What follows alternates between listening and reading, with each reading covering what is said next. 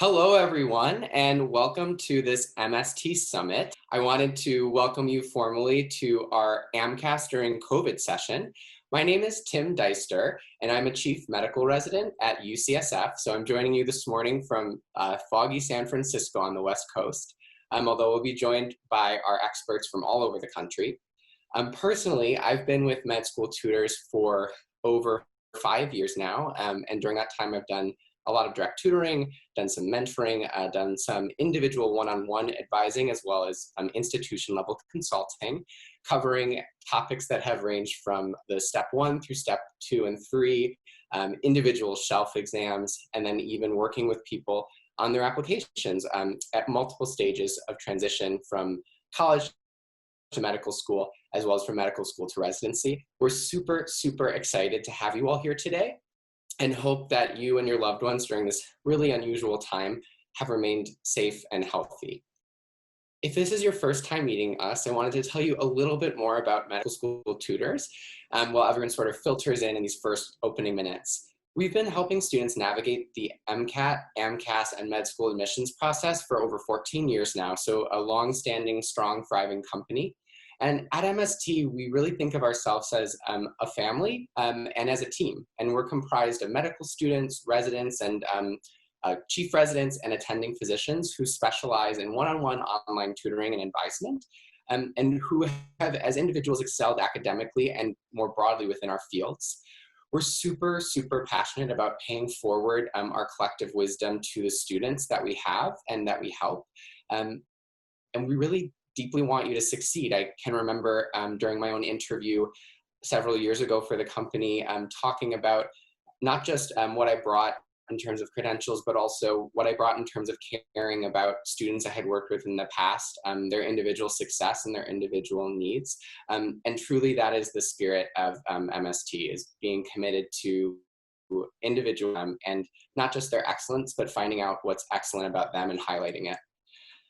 I'm super, super excited to be joined by my colleagues and friends today. You'll be hearing from me a little bit as the host of this summit, as well as Fuller, who's one of our fantastic advisors, as well as Arti Argawal, who is another one of our wonderful consultants, and then a wonderful tech specialist, Faith, who is going to make sure that you crush it during your interviews. Today we have a really great agenda set up for you. So we're going to recap the timeline and its impact from COVID on that timeline. We'll talk a little bit about secondary applications. We'll discuss virtual interviews again with a tech specialist taking you through technical tips to succeed in this really unusual time to be applying for a new position. We'll talk a little bit about vetting schools remotely. How do you get a sense of what a place is like if you aren't necessarily going to get a chance to visit? We'll discuss what you should do if you're accepted, waitlisted, and rejected. And our tutors, particularly for medical school advising, have varied experiences and can talk from a very personal place about being in all those situations. And then we'll talk a little bit about tips for non-traditional applicants. And again, our company is made up of this family of really diverse individuals who can speak from a very personal place about some of these topics. And then of course, things are very likely to come up that we won't necessarily have in our little group today, but we do have people who can offer personalized and specialized guidance. And it's possible to get a free consultation to look for those matches. The way to do that is that nice email address, hq@medschooltutors.com. And I will say, I see lots of wonderful questions pouring in, which makes me super, super excited. We will definitely throughout this summit be keeping a close eye on the questions that come in on that chat box. You can send them privately to us. There's an option to send them to just the panelists. And we will break up our sections of this presentation to end with a Q&A. So I'll be keeping an eye out for your questions, kind of collating them, and then I'll direct them to our experts to get some answers, and in some cases can help answer them myself. If you do have questions that are very, very specific or unique to your circumstances, as mentioned, we definitely are excited about the potential to work with you. And again, our contact information is available on this slide. So with that, I feel super lucky to be introducing my wonderful colleague, Dr. Spencer Fuller, who's going to be taking us through the timeline recap for AMCAS, as well as the impact that COVID has had. So I'll hand it off to you, Spencer. Yeah, thanks, Tim. I appreciate it. Hope you all can hear me okay. My name is Spencer Fuller. I am an ophthalmology resident in St. Louis, Missouri, at the Washington University School of Medicine. I have the background I have because here in St. Louis it's pretty hot and our house doesn't have great air conditioning, so I have a fan blowing, and it might give you a seizure if you were to see it in the background, so I just put the background on. Also, I have some kids and one of them has a fever, so we're kind of stuck inside, so you might hear some crying in the background, and so sorry about that if that happens, which it actually is happening right now. My baby just woke up, but we'll take care of that. And sorry, in fact, give me just 1 second. Sorry, Tim, can you just take over and answer a question or two? I have to, seriously, just 1 second. Of course, we are a nimble team that loves to pinch hit. So let me go ahead and take a peek. I see some questions about, I will hand it off yet again. Thank you so much, Spencer, and I'm glad to hear things are going well at home with your baby. Yeah, everything's fine. It just, our baby sleeps in the closet around the corner, and my wife was downstairs, and so I knew she wasn't going to hear her, and so sorry, I had to take care of that. But yeah, I've been with MST for just over 4 years and have loved it. I started tutoring and have transitioned into advising and mentoring people through the process of applying to medical school. And even when I was just tutoring, I always kind of served as an informal kind of residency guidance counselor, which I absolutely love.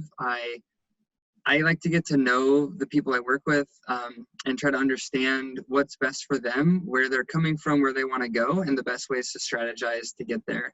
And my most fulfilling moments here at MST is working with my students and helping them get where they want to go. And I'm just grateful that I have the opportunity to do that. Yeah, I'll be talking about timeline recap for AMCAS and how things have been impacted by COVID. I know you all know this pretty well for the most part, but just a general review. Here's a screenshot from the 2021 AMCAS applicant guide. It's a PDF that AAMC puts out, and I would strongly recommend consulting it. And if you need help navigating it, we're happy to help you here at MST. But the general process of applying through AMCAS for medical schools is submitting an application and paying the fees, obviously. Then once you've done that and sent it to AMCAS, it's really in their court, and they need to verify your transcripts. This year they've had a lot more ways to submit transcripts, which has had some positives and some negatives. They also verify all your coursework and calculate kind of an AMCAS-specific GPA, which has also been impacted by the COVID-19 pandemic. And then afterwards, after it's all verified, they will send it to the schools. So they verify it, send it to the schools. You can submit the application before your letters of recommendation come in, and as those letters come in, they'll send those to the schools, and your MCAT as well doesn't have to be posted by the time you submit your application for verification, and the MCAT scores go through as well.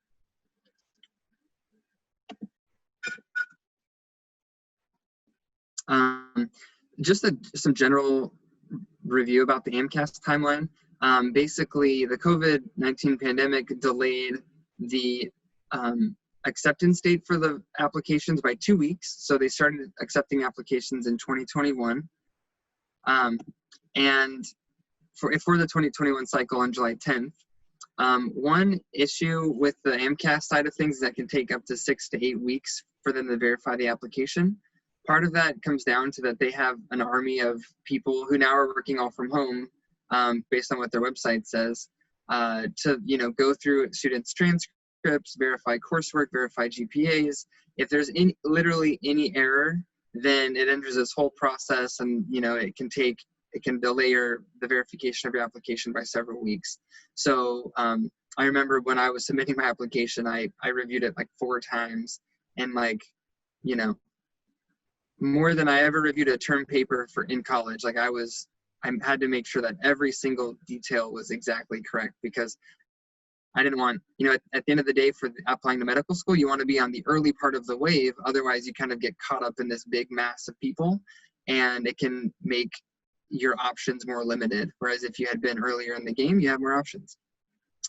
And then every medical school has their own application deadline.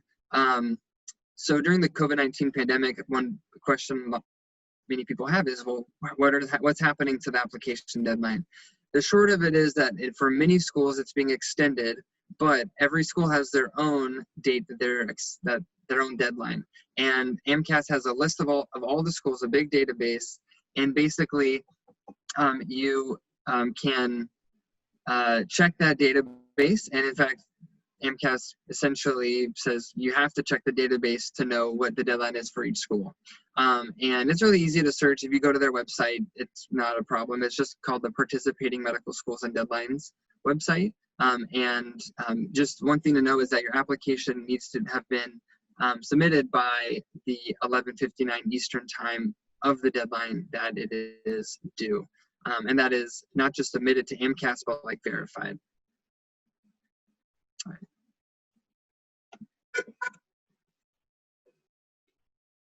And all right, so some common COVID-19 related issues with this process. And again, I'm focusing on AMCAS, but some of these same issues go for the TMD SAS application system and the AMCAS system for the Texas medical schools and for the DO schools. And again, we can help with either set of schools here at MST. Me and my colleagues, we have expertise in all of them and the ability to help students navigate which system and how to best prepare and set themselves up for success.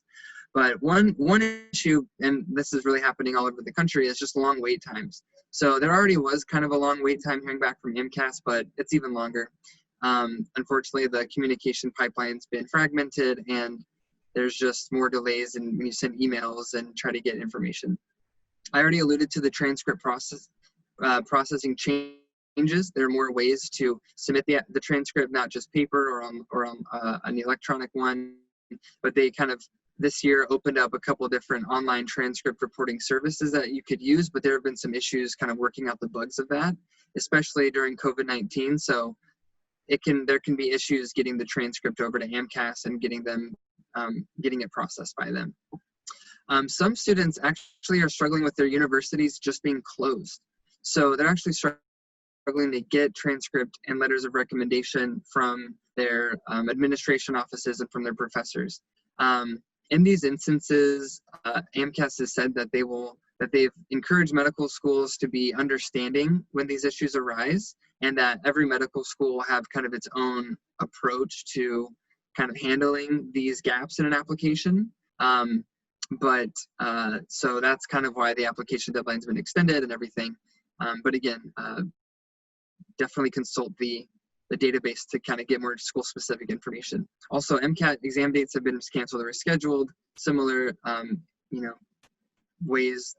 AMCAS has encouraged med schools to extend the application date to account for that.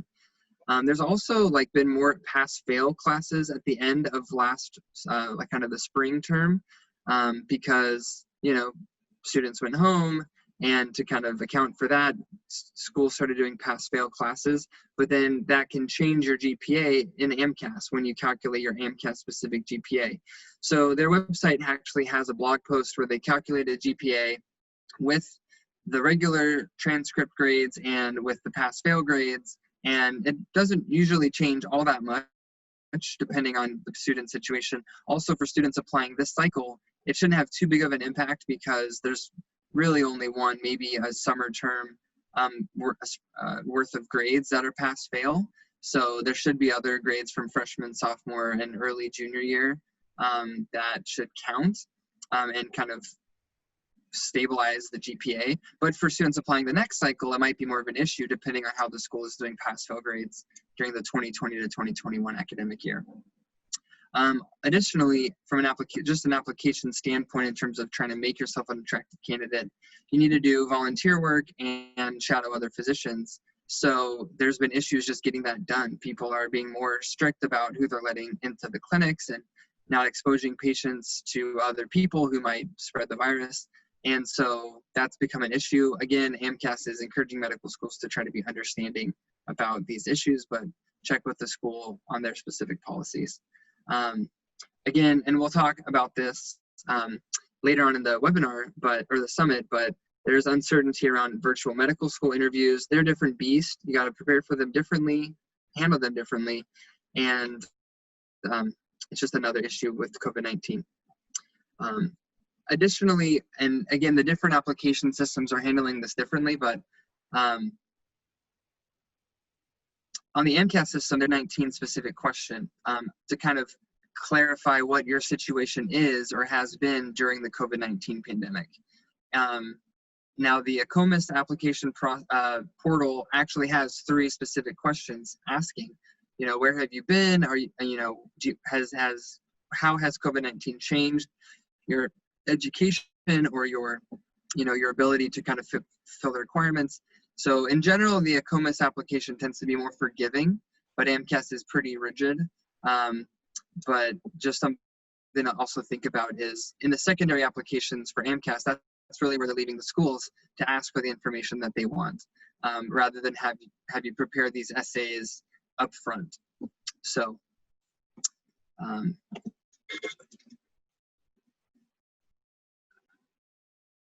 so to summarize, on the surface and in theory, there really hasn't been that big of an impact in the AMCAS timeline. They only delayed the acceptance of application by 2 weeks, and they've just been kind of trying to operate as normally as possible. But there has been, and there's potential for major issues, both in terms of getting the transcripts sent to AMCAS, processed in a timely fashion, getting answers if you have any wrinkles in your application, and then also from the school side of things, every school handles things differently. So again, that's a place where, as experts here at MST, we're happy to help students try to get that application as tight as possible when it's submitted, to minimize the chance that you run into snags, getting it verified, getting it to schools, and getting it kind of reviewed by the schools. In general, it's better to apply early and accurately to get on the early side of the wave. Again, if you're late or in the middle, not a death sentence, but your margin for error is more slim. There's also a lot of uncertainty at this time. Again, that's where getting to know the school-specific requirements or adaptations that they're making is really important and can help maybe save you an application fee, or help maybe identify a school that you hadn't considered, but that might perfectly fit, some of the specific limitations that you're running into or that your child is running into given the COVID-19 pandemic. Also, in general, I think there's going to be even greater importance on the secondary applications. It gives the school a chance to identify students who want to go to that school. At the end of the day, medical schools really just want very high quality, hardworking, dedicated students that want to go to that school. They don't like playing that game where, oh, are you really going to come out here to our school? Are you not? It can get kind of exhausting for everybody. So the secondary applications are really going to help those schools identify people. And in general, I think schools are going to err on the slightly more conservative side in terms of extending offers to students maybe a little bit closer to home, a little bit more safe in terms of being good students at that school, not taking quite so many chances on students. Just my impression, kind of reading through things and talking to people, but at the same time, something to keep in mind as you're going through the process.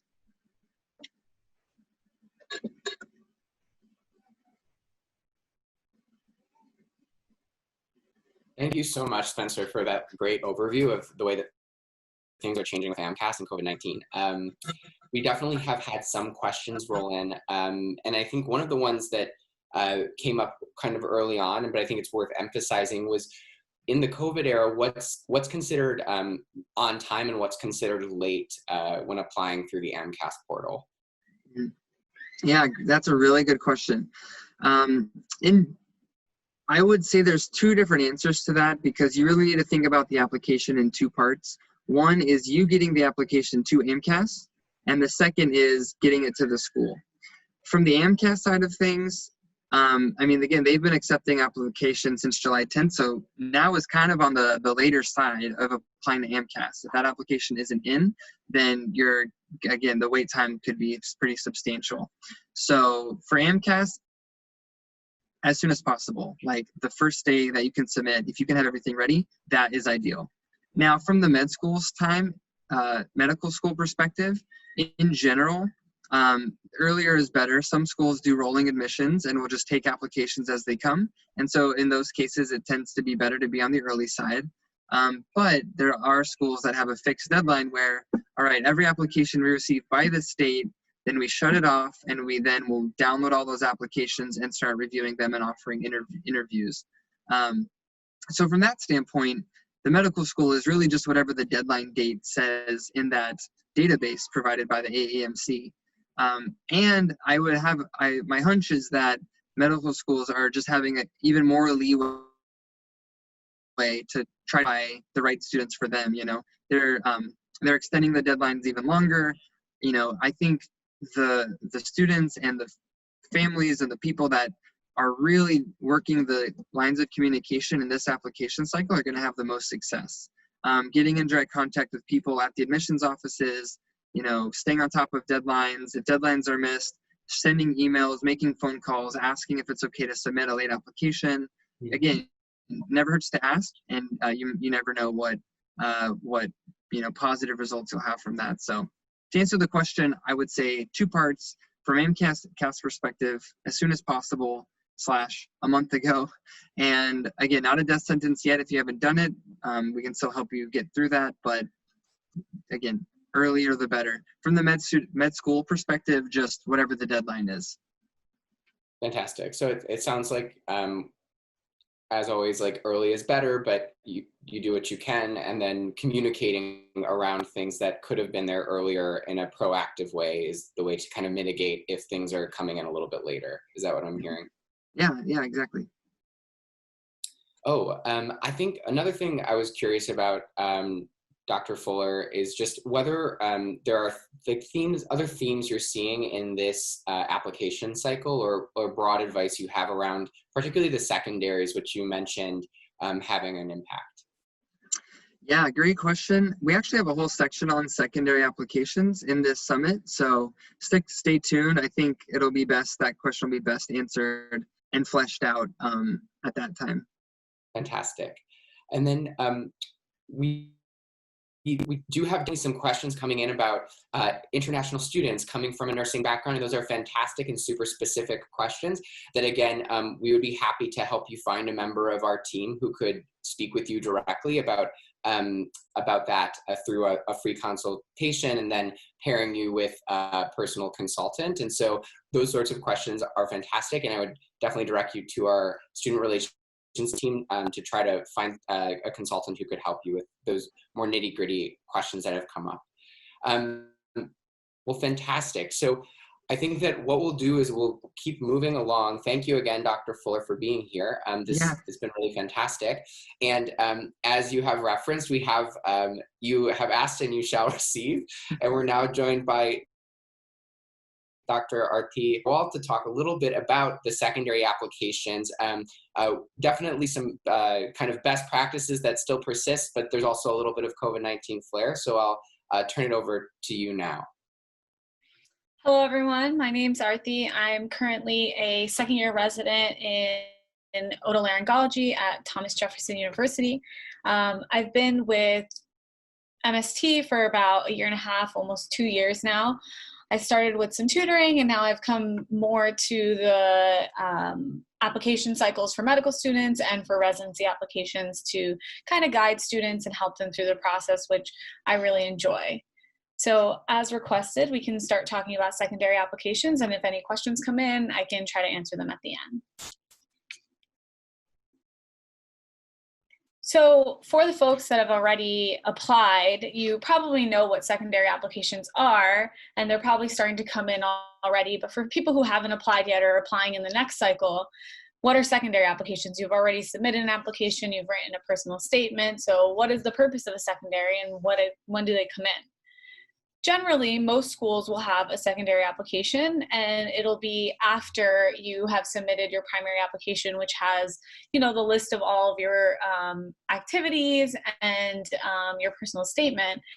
And now a secondary application is sent from each medical school to kind of ask more specific questions and questions that are focused on the interests of that school in particular. For example, if it's a large academic institution, they might ask you about your research experiences or whatever that might be. And they can vary. Some schools will have secondary applications that are 1 to 2 essays. Some will only have yes and no questions, and some will have several essays. Now, does every school have a secondary application? Most schools do. There will be some that don't, but generally there will be a secondary application, which, as mentioned in the next question, does also come with a cost. And the cost can vary. Some applications are $100. That's like kind of the average, but they can go up to $200. They can be $50 to $60 as well. And generally, your application is not complete until your secondary application is submitted. So if you have applied and you're sitting on a bunch of secondary applications, most schools are not looking at your application until that secondary is submitted and that payment is submitted. So if you do get secondaries from school, you should think about the fact that your application is not being reviewed and try to submit it promptly after you have received your secondary application. And also keep in mind that many schools are sending secondary applications without having reviewed anything on your application. So that's kind of like a mass send out of secondary applications, and your application has not been looked at quite yet. That being said, there are some schools that do send out secondary applications to a smaller group of people than initially applied. And the last question that I had listed that is often asked is, when should I submit my secondary application? And schools don't generally have a hard deadline for this. They may say that your application should be submitted by December or January, but as Spencer mentioned before, the sooner the better. We always recommend to all of our students that you want to kind of have a good turnaround time on all of these things and submit them as soon as you can, because that's when your application is being looked at. And if you wait till December or January, there have already been interviews that have been completed and have been offered. So the sooner you submit your entire packet, the better. So what kind of questions are you going to see on their applications? While this varies from school to school, a lot of schools will have similar themes. So I've listed some questions here. I won't read them all to you, but a very common question that's asked for many medical schools is, why are you interested in XYZ medical school, and why do you feel that it would be a good fit? As Spencer mentioned, schools are looking for people that are going to be a good fit and want to come to their school. So it's important that you answer this question genuinely and that you answer this question based on what the school focuses on. So as I mentioned before, if it's a big academic institution and they're really interested in research, it might be good for you to talk about your research experiences and why the research that they offer, whether it's a certain lab or something like that, would be a good fit for you. And other questions that I've listed here, describe a challenge that you've overcome. And I'd say that because you're getting similar questions from many schools, you can use similar responses, but you do want to make sure that you are catering to every school and not leaving some other medical school's name in a secondary essay that you had written. And they're always wanting a diverse class, so you might want to make sure that you are talking about how you can contribute to the diversity of their program, again, geared at the program that you're talking about. And then if you've taken gap years, which we'll talk about a little bit later in our program, but they might ask you what you've done since graduating, and you should be prepared to fill that with experiences that you've had or experiences that you hope to have in the next year before you enter medical school. And in the same tone, a common question that I've seen on secondaries with some of the students that I'm working with right now is if they are taking a gap year during this time, they'll ask about what they've done during the COVID-19 epidemic and if there's anything that they did that was unique to the pandemic. So just something to keep in mind when you're answering those secondaries.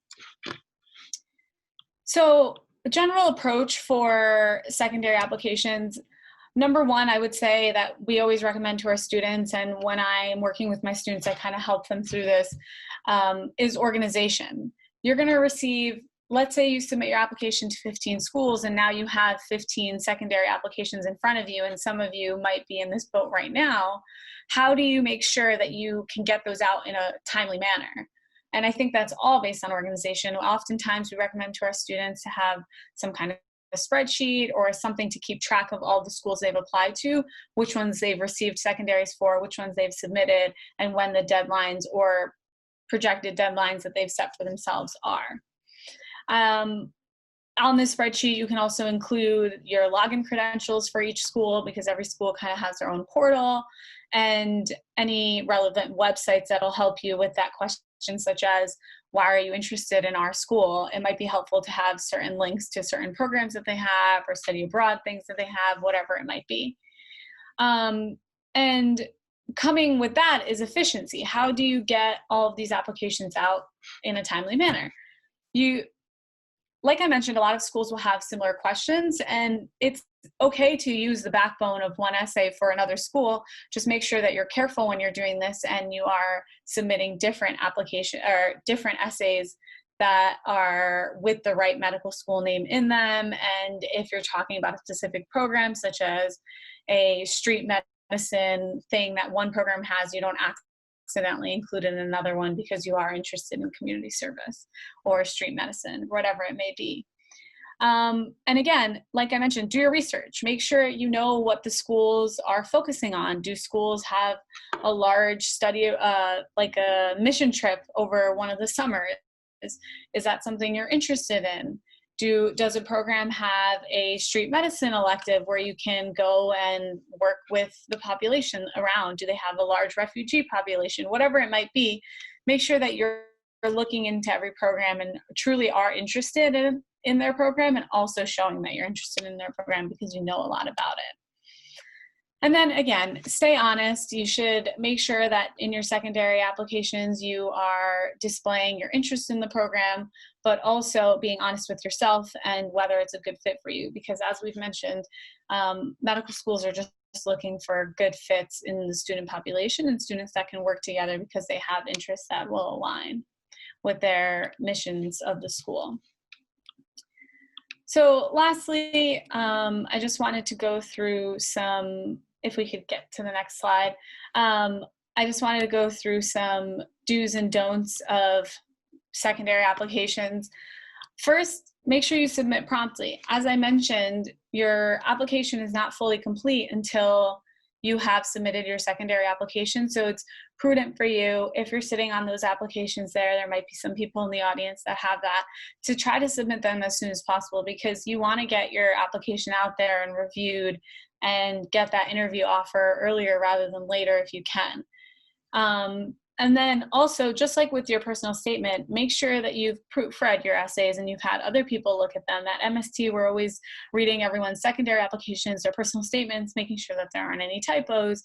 It's another way to make sure you're not sending one program the wrong name in an essay, or a program that's not actually at their medical school and is actually at another medical school. So having other people have eyes on your essay is always a good idea. And that goes for your application and for your personal statement and everything else that you're submitting to medical schools as well. And like I mentioned, definitely try to keep organized with some kind of spreadsheet. That can also include the various essays that every school offers. And if two schools have the same essay, you can maybe number the type of essay, or put in that there's diversity essay at this school and at this school, and then there's a challenge essay at this school and this school. It just helps to keep things organized. And if you're writing certain essays, then you can submit all of those at once. And then again, like I mentioned before, just make sure you're honest and genuine in all of your responses, and you're able to speak to the experiences that you talk about in these essays. Because when you get to an interview, someone might come with one of those essays and mention something that you've talked about, and you want to make sure that you can talk about your experience fully and have meaningful things taken away from them. And then just some things to be careful of when you're submitting your secondary applications. make sure you're using this space to talk about new experiences, new patient encounters, things that you haven't already belabored in your initial application. So if your personal statement is very heavily focused on a clinical experience you had or some patient encounter, try to stay away from those things in your secondary application so that you're using it as more space, more insight into who you are for the reviewers. And don't forget to individualize the essays to each school, as I mentioned many times. And then something that you should just make sure you don't forget is don't submit it without making the payment, because oftentimes you won't be checked as fully complete until you have made it that payment. So with that, I think we can open up to any questions and answers that Timothy has come across. Thank you, Arti. And I know that in the last question and answer, I mentioned some specific questions. Just as a reminder, the only people who can see your questions are panelists. We have gotten a ton of them. Please keep them coming in. The part we like the most of this whole session is the part that gets to be a little interactive. I think we've had, Arti, a lot of questions about kind of what qualifies as like promptness. And of course, like earlier is better, but at the risk of being too prescriptive, can we give some guidance around like what is a quick or prompt turnaround? What is the ideal-ish timeline for applicants once they get that secondary? Yeah, so I can speak to the experience that I've had with applicants, and if anyone else has any other experiences, then definitely feel free to chime in. But I'd say it definitely depends a little bit on the secondary application. There'll be some secondaries that you'll see that'll just be like some yes or no questions. Try to submit those as soon as you get them, within the same day even, or the next day. If there's 5 or 6 essays, and that, I think it's expected that it'll take a little bit of time. So for those, I'd say I usually recommend to students around 2 weeks to be kind of the cutoff. If you're pushing 3 weeks, it's a little bit probably not as prompt as you'd like, but definitely try to submit within a 2-week mark, I'd say. Fantastic. So it sounds like 14-day window and be guided by the complexity of the application. Mm-hmm. Fantastic. There's a lot of questions that we're coming into about kind of in this unusual time balancing, kind of prepping for the MCAT, getting your MCAT score back, getting your secondaries in.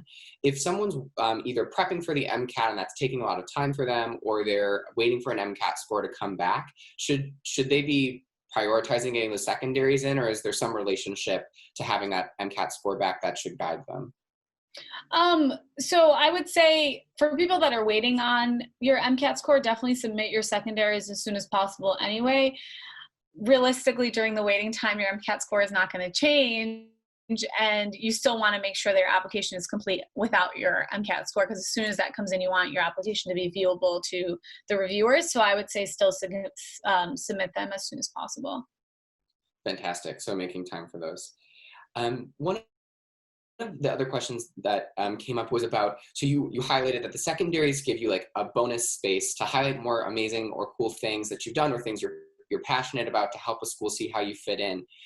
In terms of not repeating, how would you guide a student who wants to expand on or highlight an experience that came up in the primary? Is that the same thing as repeating information, or is that different enough that it would be okay to do in a secondary? I definitely think it's different enough. Like, obviously, in general, all of your experiences are on the application, so it's totally fine to talk about an experience that you've already mentioned in the application. But if you've used a particular example from that experience within the body of your application, I would shy away from using that same example and maybe coming up with a different patient encounter that taught you something else. Just trying to make sure that you're using this space to tell reviewers more about you and more about the experiences that you've had. Fantastic. What about, Arti, what about reapplicants? Is it okay if you have things from before to reuse them? And if someone was thinking about doing that, what sort of advice would you give them about tweaking prior answers? Yeah, that's a great question. I would say that if you're still in the stage where you're submitting your personal statement or you're applying the next cycle, definitely try to write a new personal statement based on experiences that you've gained from the time that you applied. But in terms of your secondary applications, medical schools know that in a year's time, your life hasn't changed super, super dramatically, and some of the patient encounters that you had prior will still apply. But if it's like questions such as talk about a challenge you've experienced and reapplying has been a challenge, or for some reason if you withdrew, obviously try to use those experiences to enrich your application. But some stuff keeping the same is okay. And then Arti, kind of a specific question. There's some things in the chat are talking a little bit about this like unofficial soft deadline of Labor Day for secondaries. Have you heard anything like that in the water in your work yet, or is that new to you? So feel free to chime in here if you have experience with this, but I wouldn't say that I've heard that Labor Day is an unofficial deadline, especially because students are receiving secondaries. I mean, people have been receiving secondaries in July and like early August and late July. So if we're talking about like a 2-week deadline, I would say that Labor Day would be a little late for some of those applications, but I know that interviews go out in September. So obviously you would want to have them before then. So I haven't heard of an unofficial deadline, but maybe you could speak to that. No, I haven't either, Arti. So Okay. I think your great advice at the beginning stands. Just quick turnaround, aim for within 14 days, and give yourself more of that 14 days if it's a complicated secondary. Thank you again, Arti, for being here. With that, I'm super excited to introduce Faith, who is a tech specialist and coach who can really help you with figuring out how to be successful in this really strange new activity of virtual interviewing. So Faith, I'll hand it over to you. Thank you so much, Tim. Hey, everybody, welcome. Thank you all for being here today. So let's dive into virtual interviews. My name is Faith. I've been with MST for almost 10 years now, 10 years in October, which is pretty amazing. And I've had the extraordinary pleasure of working with my colleagues and our students who are also our peers during all of that time. And, you know, getting used to the world that is now the COVID era and that we've lived in for a very long time as MST, which is virtual interviews and doing one-on-one work online. So if you are getting ready for virtual interviews, the key things that you want to keep in mind are basically just the basics. You want to think about the different factors that are at play when you're on screen and when you're presenting to somebody. So the general basics as I see them are your lighting, your background, your sound, and your body language. You'll notice that for the lighting, right now, I have really even lighting, which is nice. I'm sitting in front of a window that I have a curtain on, and I have a little light here that's bouncing the light off the wall and reflecting back on me, which gives you really nice even lighting. I don't have a ring light. I don't have anything fancy, and you don't have to have anything fancy either. That's the good news that I'm here to preach today. You don't have to go spend a lot of money on your lighting. The background. I have here behind me a big open room, which I think works. If you want to take a look at another background that I did for our ERAS Summit, you can go to our YouTube channel and take a look there, and you can see if you have a preference for just a wall or something like you can see a little bit more. The thing you want to think about with your background is that you want to be the focus. You don't want to have anything moving around behind you, like a fan blowing, like Spencer mentioned, children wandering through the background, pets wandering through the background, that kind of thing. You can use a virtual background if you want to, but the general rule of thumb right now is that you don't necessarily want to use a virtual background unless you really want to hide a very cluttered background. The challenges with the virtual background, because this is a question we get a lot, is you kind of can have sort of a strobing effect. I'll show you what it looks like. If you have a virtual background like this, when you move, it can kind of clip your hands off and do some strange things to you.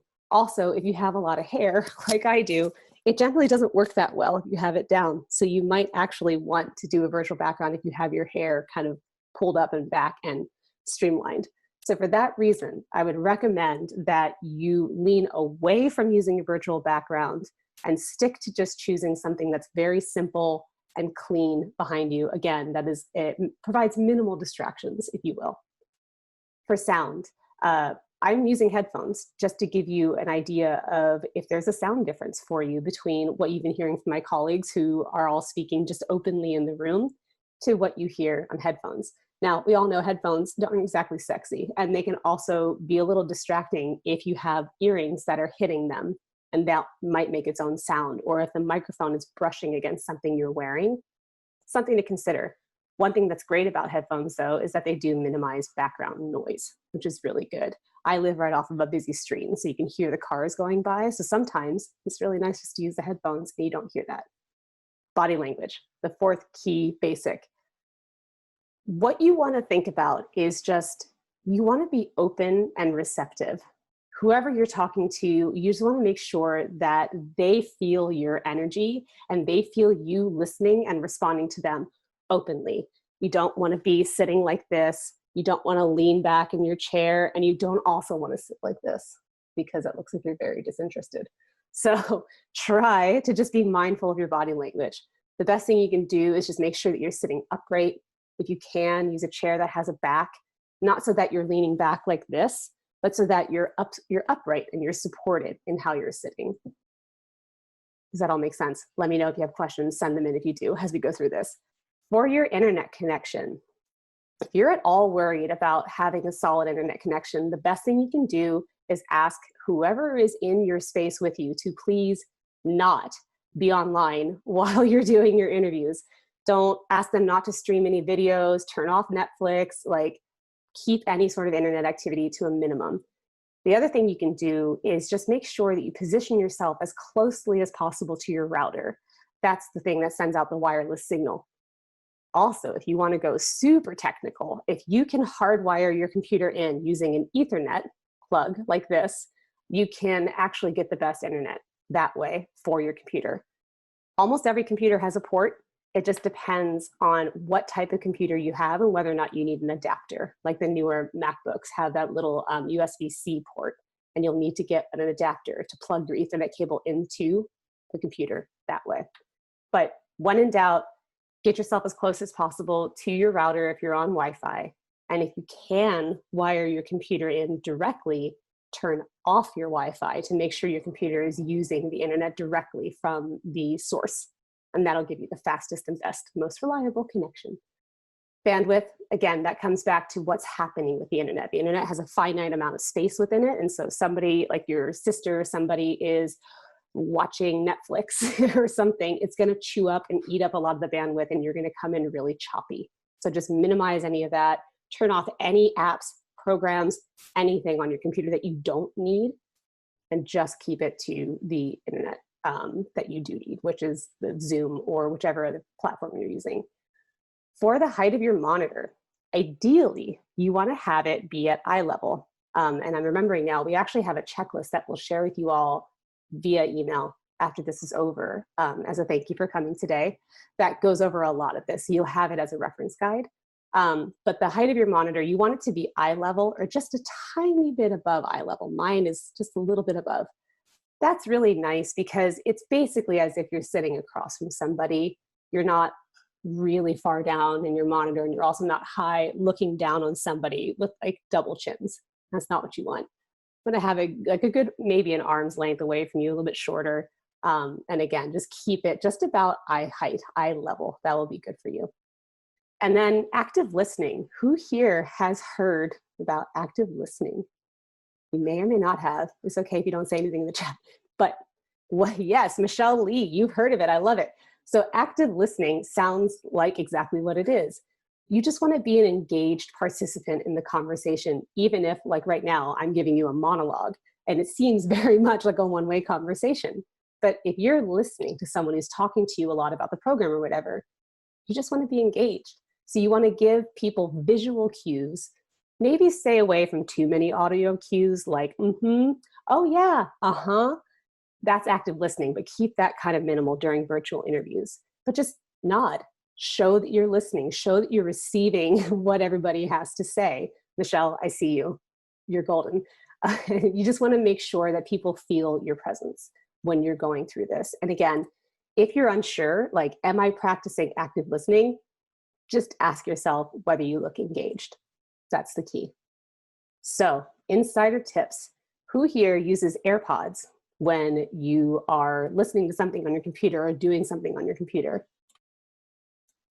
Yeah, a few of you do. Okay, so you may or may not already know this, but if you use AirPods, they can often drop their charge really quick and really unexpectedly. Also, the way that I see it is if you're relying on a Bluetooth connection, you're relying on something that could also drop unexpectedly. If you have a pair of Bluetooth headphones that you trust and that you use all the time, you have no issue with, use them if that's what you're comfortable with. Otherwise, I would recommend either using a wired pair of headphones that you will not lose the connection on, or something else like just speaking to the microphone on your computer directly. Also, if you're worried at all about the reception, right, about your audio coming through clearly when you're on your interview, you can usually get the meeting information in the invitation that you receive. And that meeting information usually includes a phone number. So if you're old school and you have a landline, you technically can call into the phone number for the audio and use your phone for the audio and the computer for the video. You can use your cell phone too, whatever. You just want to make sure that you're using the option that gives you the clearest connection and the best reception. So if you have one bar at home, don't try this, stick to the internet. And Tim, let's go to the next slide. All right, so some other do's and don'ts. This is critical, your eye line. You are in a box during virtual interviews. I know that's a very obvious statement. In person, there's a lot more to you and to your presence in the room, but when you're doing a virtual interview, you're in a box. So you want to maximize what you've got to work with. One of these things is your eye line. What I recommend doing, if you notice, it looks like I'm looking at you, and that's because I'm looking directly into my webcam right now. I'm not looking down at myself or whoever else I might be talking to. I'm literally looking at the webcam, and I'm using my peripheral vision to kind of take in what's happening around me. Now, I have a lot of practice with this because I've been doing this for over 10 years now in the different companies that I've worked with and at MST. So this is what I like to call eye contact. So you're looking into the camera and you can see like whoever's looking at you feels like you're really looking at them. This can be a little disorienting if you're not used to it. So please don't stress. The key thing here is, again, you just want to be present. You don't want to position the video feed because you often have the ability to kind of move it around on your screen how you see fit. If it automatically launches in full screen mode, you can minimize it and then reposition it on your screen. The goal is to do whatever you need to do so that you're more or less making eye contact and you can see the visual cues from whoever you're speaking to, if that makes sense. So I recommend putting your video feed for the person you're speaking to directly under your camera. So if your camera's here and the top of your screen's right here, put it right underneath there. So there's a nice little bar of the different people who are in your interview, and you can literally see their faces right underneath the camera, and it just keeps you feeling connected. It's a very small tweak, but it's really, really impactful. The other thing is, you might want to have a backup plan in place. If for some reason your computer is unreliable or you're having some trouble with your internet connection or something like that, have your phone or have an iPad or have somebody else's computer that you can borrow that's pretty much ready to go should you need to use that alternate means to call into the interview or to dial in or something if your connection suddenly drops. If that happens, be calm, work as quickly as you can, use that pressure to do your best, and obviously apologize for the glitch, but just stay calm, cool and collected. It happens to everyone. There's even a chance that I might be coming in choppy for you right now. Who knows? Internet's a little unpredictable that way. The one last tip that you can consider doing as well is it can be really distracting to see yourself. So when you first start the meeting, you can leave your self view on. That's what it's called, when you can see your own video feed. Just so you can make sure you know you're in the frame. Ideally, you want to have the space like right above your head to just about like mid biceps. That's a really good range for your interviews because then, you know, you're present, they can see how you're reacting with your face. And then also they can see some of your body language. Also a fun tip, make sure you're wearing pants. Dress as if you are walking into an interview room. Don't be wearing pajama bottoms because this is a thing now where people are actually making you stand up unexpectedly to see if you really are taking this seriously and really are putting yourself together well. So the self view, once you see yourself on the screen at the beginning of the interview, if you feel good about what you see and how you're presenting yourself, you can turn that off. Don't turn off your camera feed, but you can turn off the self view on your end so you're not distracted by looking at yourself. And also, if you need to clear your throat like I do right now, if you have really bad allergies, just mute yourself and do what you got to do, because then you're not throwing in allergies into your interview if that's what you got to do. Now, a few other things you do not want to do. If you've ever been in a waiting room or in some sort of like industrial building or something, you'll notice that when you have overhead lighting, it's really harsh. You get really intense shadows underneath your eyebrows, underneath your nose, underneath your lips, and down here. Overhead lighting is not your friend. When you are doing your interviews, you want to just be lit, again, from the front and from ambient lighting if you can help it. You just want to be lit evenly. That's the goal. Just try to avoid harsh shadows and try to not make yourself look like you're in an interrogation room, you know, with a swinging lamp overhead and the shadows moving around with you. Don't do that. The other thing that you can do to really that throws you off, like I mentioned before, is if you move the video feed off, like if you have two monitors or you have a really big monitor and you're trying to look at your notes, it can be really distracting if you're looking like this, because they don't know that you're looking at their faces like you would in real life. So if the video feed is down there, it looks like you're totally disengaged from what's happening, or you're not listening to what's going on, or you're not as cued in as you could be. So I highly recommend, again, that you keep the video feed for whoever you're meeting with centered and right underneath your webcam, just so, again, it's all right there. All the stuff that you need is right there. And if you do want to have your notes on the screen, you can kind of play around with the size of your windows. You can sort of drag, there's a little divider, usually if somebody's presenting something like we are right now, where you can increase or decrease the size of the video feed. But yeah. All right, some more do's and don'ts. Make sure that your cell phone is silent. And if you use your computer for everything, like your mail or whatever, make sure that you turn off any sort of sound notifications. That's less of an issue if you're using headphones that are wired in, or just headphones in general. But if you're speaking just openly to computer without any headphones, definitely make sure that you quit any apps that ding, you turn off any notifications in your system preferences, do whatever you can there, just minimize any sort of audible distractions. Another thing, we live in a time of multitasking and short attention spans, but this is not the moment for you to show off how good of a multitasker you are. You want to do everything you possibly can to be solely focused on what's happening with you in that interview, as if you walked into a room and it was just a table and the two people that you're meeting with, 3 people, however many it is that's in the room with you. That's your focus. Do not let yourself look around, because again, it breaks your attention, and it gives the people who are interviewing you a sense of you not necessarily taking it seriously and not being fully present for them. One thing you can do with this, if you're anxious at all and you don't feel confident heading into it, or you're just nervous, or you haven't done this before, your body is your friend and your body is your safe container. So if you'd like to do a little practice with me real fast, it's actually really quick and it's really effective. So if you're sitting on a chair or you're standing somewhere, try sitting on something really quick and just ask yourself, can you feel your body being supported by the chair? Can you feel what it feels like for the bottoms of your legs and your glutes to be on that chair? What does that feel like?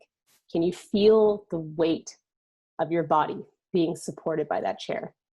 You have your legs crossed. Uncross them and put both feet squarely on the floor. Do you feel that connection? Can you feel a little bit more grounded? And then think about your arms for a second. What do they feel like? Do you feel like they're light? Do you feel like your head's about to float off your shoulders? If so, think about the weight that your arms naturally have, right? Can you feel how heavy they are? Think about how heavy they are for a second. Yeah. So if you can drop into your body this way beforehand, all it takes is 30 seconds, a minute. But just use your senses as your friend. Really just get grounded. Close your eyes for a second if you have to. Breathe into your belly. Put your hand on your belly right around where your belly button is. And just feel it kind of rise and fall. If you're just breathing in your chest, you're probably kind of holding your breath, or you're really gripping in your core. Try to loosen it up. Roll around a little bit if you have to. And just really anchor yourself in your body. And it's going to make you feel that much more calm present, and ready to shine. Now, my dad was in the military, so if anybody else out there shouts to you, if you have any sort of military people in your family or medical people in your family, if you do, you've probably heard somebody say at one point or another that early is on time and on time is late. This is definitely the case in the medical world. So you definitely want to practice this now as you're first getting into it. Early is on time. Ideally, be like 5 minutes early if you can. Any less than that and you're cutting it close. Try to be 5 minutes early, 10 minutes early. Ooh, look at you, overachiever. All right? So definitely aim to be on time, which is early. Forget about on time being at noon. Be there at 11:55.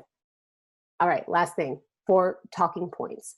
If you are at all concerned about trying to address something in your application that you think might not be received well, or they might have some questions about, practice it ahead of time. That's what we're here for, and that's what your friends are there for too. But ideally, you want to pick somebody who's going to help you present it in a very balanced way where it doesn't look like you're trying to avoid something. Just practice it. Just don't do it to the point that you sound like a recording, because that's awkward. If you're sitting there like, yes, in 1993, da da da da da, you know, you want to make sure that it sounds natural and fluid. And really what you're trying to do is just take the anxiety out of it. Take the pressure out of being put on the spot without expecting to be put on the spot. So that's what I've got so far. What questions do you all have? Thank you so much, Faith. I'm sitting here thinking I'm prepping myself for fellowship interviews, and I'm taking both notes on the questions that are coming in and notes on this really awesome advice. And I will tell you, I did a lot of theater before going into medicine, and there's a similar thing with stage managers. It's if you're earlier on time, if you're on time, you're fired. So good advice in so many different spaces. One of the things that has come up in the questions, Faith, is whether how should people deal with the unexpected? Like, these are great tips that you've given about how to optimize sound, optimize light. But if something unexpected does happen, like a landline rings or you get into a bad situation and there's construction for a little bit of the interview, should they address it? Do you ignore it? What's the best practice? Wow, speaking of unexpected things, that was almost like we scripted that. That's my dog. So let's do this in real time, shall we? I'm so sorry. My dog just decided to make her presence known. That's like really embarrassing. I might actually pause myself for a moment and go get her so she stops barking, because that's really distracting. Yeah? Shall we do it in real time? Oh, we're going to do this, team. Oh, we're really doing this. Yeah? Oh, she stopped. Okay. That's what you do. Just apologize for it if it's something unexpected like that. Or like Spencer did earlier when his baby was crying in the background. Like, this is a weird world we're living in right now, everybody. Like, we're all home. Hey, Maisie, come here, babe. Come say hi. This is the MST pup, and maybe she'll join us for a second if you can see her. We're all just doing our best to make it work from home. And part of that comes with these things that you just can't control the way you could control if you were in an actual institution or something like that. So acknowledge what's happening in the room with you. And the best thing you could do too is, like, if you notice that there's really loud street noise, for example, like I mentioned earlier, I'm using headphones because that really shuts down what noise makes it in, and it keeps it basically within this little bubble around me. So that might help too. And if you can ask for help, like Spencer's wife was not there for a moment, like, but if she had been there, he probably could have been like, hey, honey, would you mind grabbing the baby? You know, and she could have helped. So don't hesitate to ask for help, but it's real, be honest, and just roll with it. That's what I would recommend. Fantastic. We had some other questions as well about platforms besides Zoom, and we can also direct this question to Arti or Spencer in the roundtable, but are there platforms that people should familiarize themselves with besides the Zoom platform? Yeah, that's a great question. Honestly, there are a lot of systems out there, and you're seeing more and more pop up every day. So I think if you familiarize yourself with one, you're more or less going to familiarize yourself with the others. What you can do is, like, I would start with Zoom because you can use it for free. You can also use like Google Meets or Google Hangouts. The thing that you're trying to do really is just get used to seeing yourself on screen and knowing how to make adjustments to your sound and your video feed. So any program you use, if there's an issue with your microphone, you're going to have to learn how to troubleshoot that. So I say Zoom just because everybody's using it now. It's like a synonymous word with virtual anything right now. And if you can do that, yeah, there's a free, great question, Shazmi. It is a free platform right now. So you can go ahead and test that out and get used to it and then troubleshoot.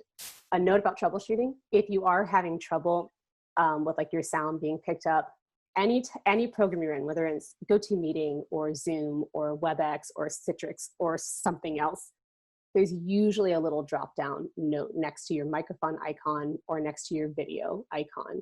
And if you just click on that arrow or whatever enables a drop-down list, you should be able to find what you need, like your headphones or something else that it's not picking up. I'm so sorry about my dog, guys. This is special. No, that's great. Thank you so much, Faith. We are so lucky to have you both in the company and just generally here today at the summit to provide this sorts of really high yield advice. And this was a great part of the session, including for me. So thank you so much again for being here.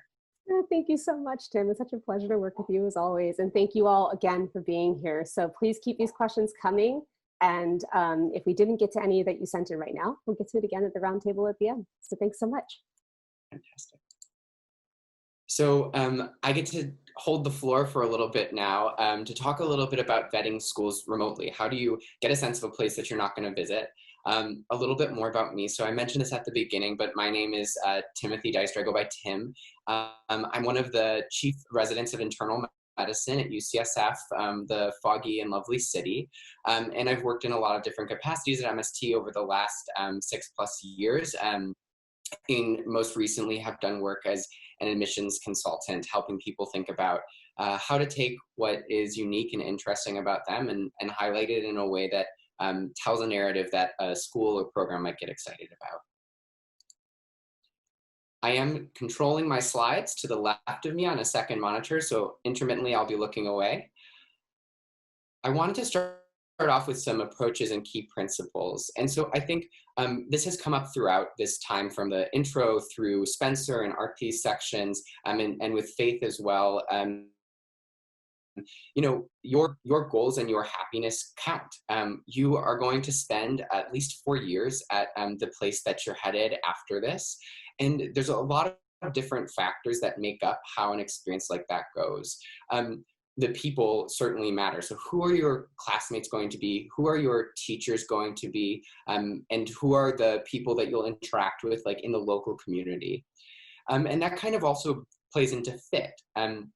Fit is super important. Arthi talked a little bit about finding a program that is going to be able to support you in your individual goals and being honest with yourself about what those are. If you're super stoked on being a community-based physician who does advocacy work, it's possible that like a research university, while it would be great for many reasons, might not set you up ideally. So asking yourself really deep questions about what your best guess at where you're headed is a huge part of setting yourself up for success after medical school.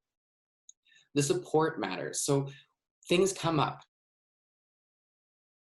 Training is hard happening, right? Like it matters that you're at a place where you feel supported and that has structures that are nimble and pivot when things come up, because we've all learned the really hard way that it's important to some extent expect the unexpected. So thinking about how does the university or the School of Medicine that you're thinking about go about supporting its student body, both in their individual pursuits, but also at the level of the collective. And then finally, the culture matters. Every single person in medicine could tell you that have a feeling. We talked a lot about our company having a culture, feeling like a family, feeling collegial and friendly, and feeling like we nimbly pivot and invest in the people we work with.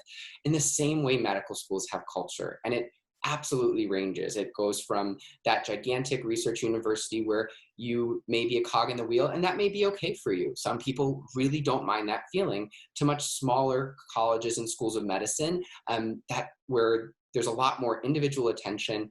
And then there are places that do both well. They're big, but they have great structures in place to make people feel like individuals. And having a sense of that is challenging in the COVID era. So let's talk a little bit about it. So in order for this to really work, to make it practical, coming back to this idea of being kind of true to yourself, it's really, really important that you set aside time. And I will say, I'm West Coast based, but I'm an East Coaster from my origin story. And I'm not like the most touchy-feely like yogi that you'll ever meet by any means. And still, like, I can totally see how important it is to reflect on what you value going into this process. So what, for example, makes you feel like you belong or feel at home? If you're in college, if you really had an amazing time where you were, what were the things that made you feel that way? What were the aspects of your campus culture or the classroom culture that led to that?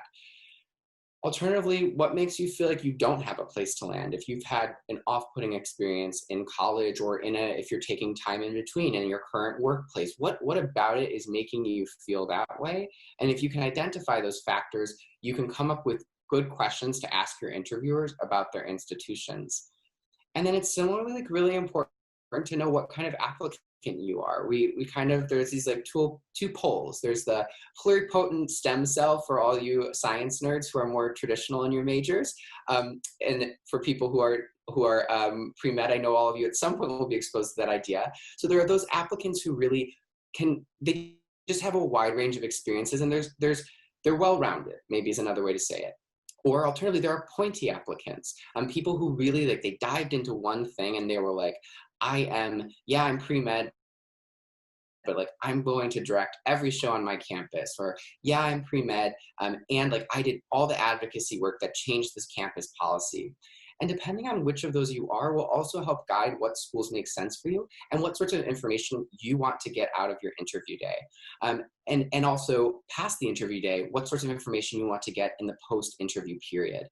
And it's a little of a strange situation because certainly medical school is very competitive, but the interview day is there for not only for the school to figure out if you're a good fit for them, but also for you to figure out if the school is a good fit for you. And so having a sense of these things will make you not only be able to get that information, but will help you come off as a more serious applicant, as someone who has really done that look inward to say, well, what am I looking for to set me up? Knowing that careers are cobbled together, we're not expecting you to have a detailed 20-year plan for yourself, but it is helpful to hear that you're starting to think about what you care about and what you're drawn to within medicine. And so I think this idea of like how you get a place to tell you about itself is really interesting. And what I'm going to do here is talk you through what are the IRL, the in real life ways that we typically do this, and how are you going to get some of that same information in the COVID era. So in the good old days when we were doing things in real life, it was really important for you to, for example, pay attention during a tour to how people interacted with each other. Did the tour guide know the people that were in the student lounge? Did they wave and say hello to professors, or did professors kind of walk by without noticing them? And similarly, like, how were the students who you happened to walk by their lounge? Were they interacting with each other, or were they all kind of just doing their own thing? In the COVID era, you're going to have to look for more subtle cues that come up during your interview day.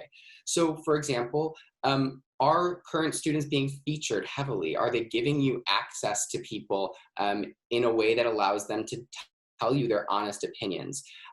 If you do interact with students in small groups or in breakout rooms, do they seem like they know each other? Are they friendly with each other? Are they able to, are they introducing themselves to each other for the first time? Or do they have a sense of who each other is and have some shared narratives around their time in medical school?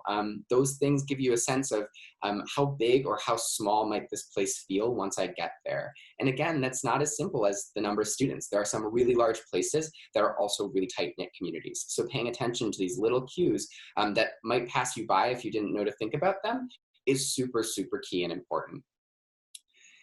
Similarly, in real life, you could use information about where do they show you? Do they show you like the nicest office in the building, or do they show you the student lounge, like where the people that you would be interacting with get to spend time? You could think about things like what wasn't featured in the tour. who has kind of the most airtime. Like, you can get a sense of what an institution values based on, do the students get 10 minutes to talk and the most powerful person spends an hour talking? And similarly, you used to be able to use information like, who has the office with a view? Is it like is the person who's going to be your Dean of Diversity Affairs the one who has the top floor office, or is it the highest paid subspecialist? And those, again, speak to different institutional cultures. Nothing also similarly, what plaques or photos hung on the wall, like who was being celebrated and for what, were pieces of information that you could get in real life. So the way that we do this in the COVID era is you think about who's featured and thanked in the interview day presentation. For example, like, does the school acknowledge the wide network of administrators who inevitably are required and needed to put together an interview day? That tells you a lot about, is this a place that values kind of the whole spectrum of their employees and their team and their family? And then who is included and who's left out or absent? So again, thinking about, they have limited time with you. Zoom time is super precious. And even though this can feel like a disadvantage, it really can be a good thing, because it forces in a more concentrated window for a place to decide, well, what do we really want to feature? What really matters to us? And so in some ways that closing down of the time creates a litmus test that lets you get a sense of what they think truly is important. And again, helps you think about those things like culture and fit, which can be so hard to figure out when you don't get to visit. Who do they pair you with to interview? Was it a good fit? I have some really good news about this one. It has not changed in the COVID era. Some things, luckily, have indeed stayed the same. So you want to look for a place that has someone who can talk to you about what you're excited and passionate about. If you get to the interviewer and they don't know anything about what you do, that's not necessarily that the school should be dead to you. But then you want to ask yourself questions like, are they curious? Are they open to what I'm excited about? Are they asking good questions? I think coming back to face really important points about openness and reflective listening. Is the person engaged with me? So if they're not matched in terms of specialty or niche, are they at least excited about the potential of what I could bring to this institution?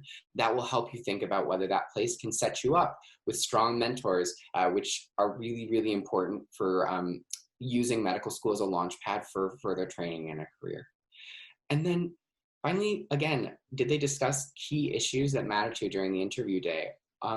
This is something that you can still sort of get in the COVID era, but really, again, knowing that there's limited time, you want to see if you can be connected if something didn't come up. So if you're really passionate about something and it's not covered in their broad programming, don't give up necessarily, but you definitely want to see if your interviewer or other people involved in the interview day are able to connect you with people who share those interests. If it seems totally infeasible, if they just can't even think of anyone who does the thing that you're talking about, you should really, really think about, again, whether or not this place is setting you up to have the best launch into your career. So to make it practical, really what I want you to do is I want you to go into these interviews and I want you to pay really close attention to who and what is featured and why. So do they feature students or experiences that are reflective of your own lived experience? Are there people who aren't just like you, because it's more fun to learn from people who are a little bit different, but who have at least some overlap in their lived experience that make you feel like you'll be at home and have a place to land?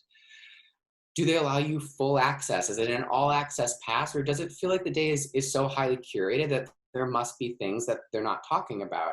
And again, like some soft signs of that are like, is there time that you're really, really, truly going to get to be in a breakout room one-on-one with a medical student where there's no one looking over their shoulder about what they're talking about or saying?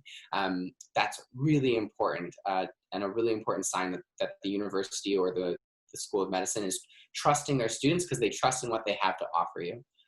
And then I think similarly, like Faith did a fantastic job of taking us through these like amazing tips on what to do in terms of the interview day on Zoom.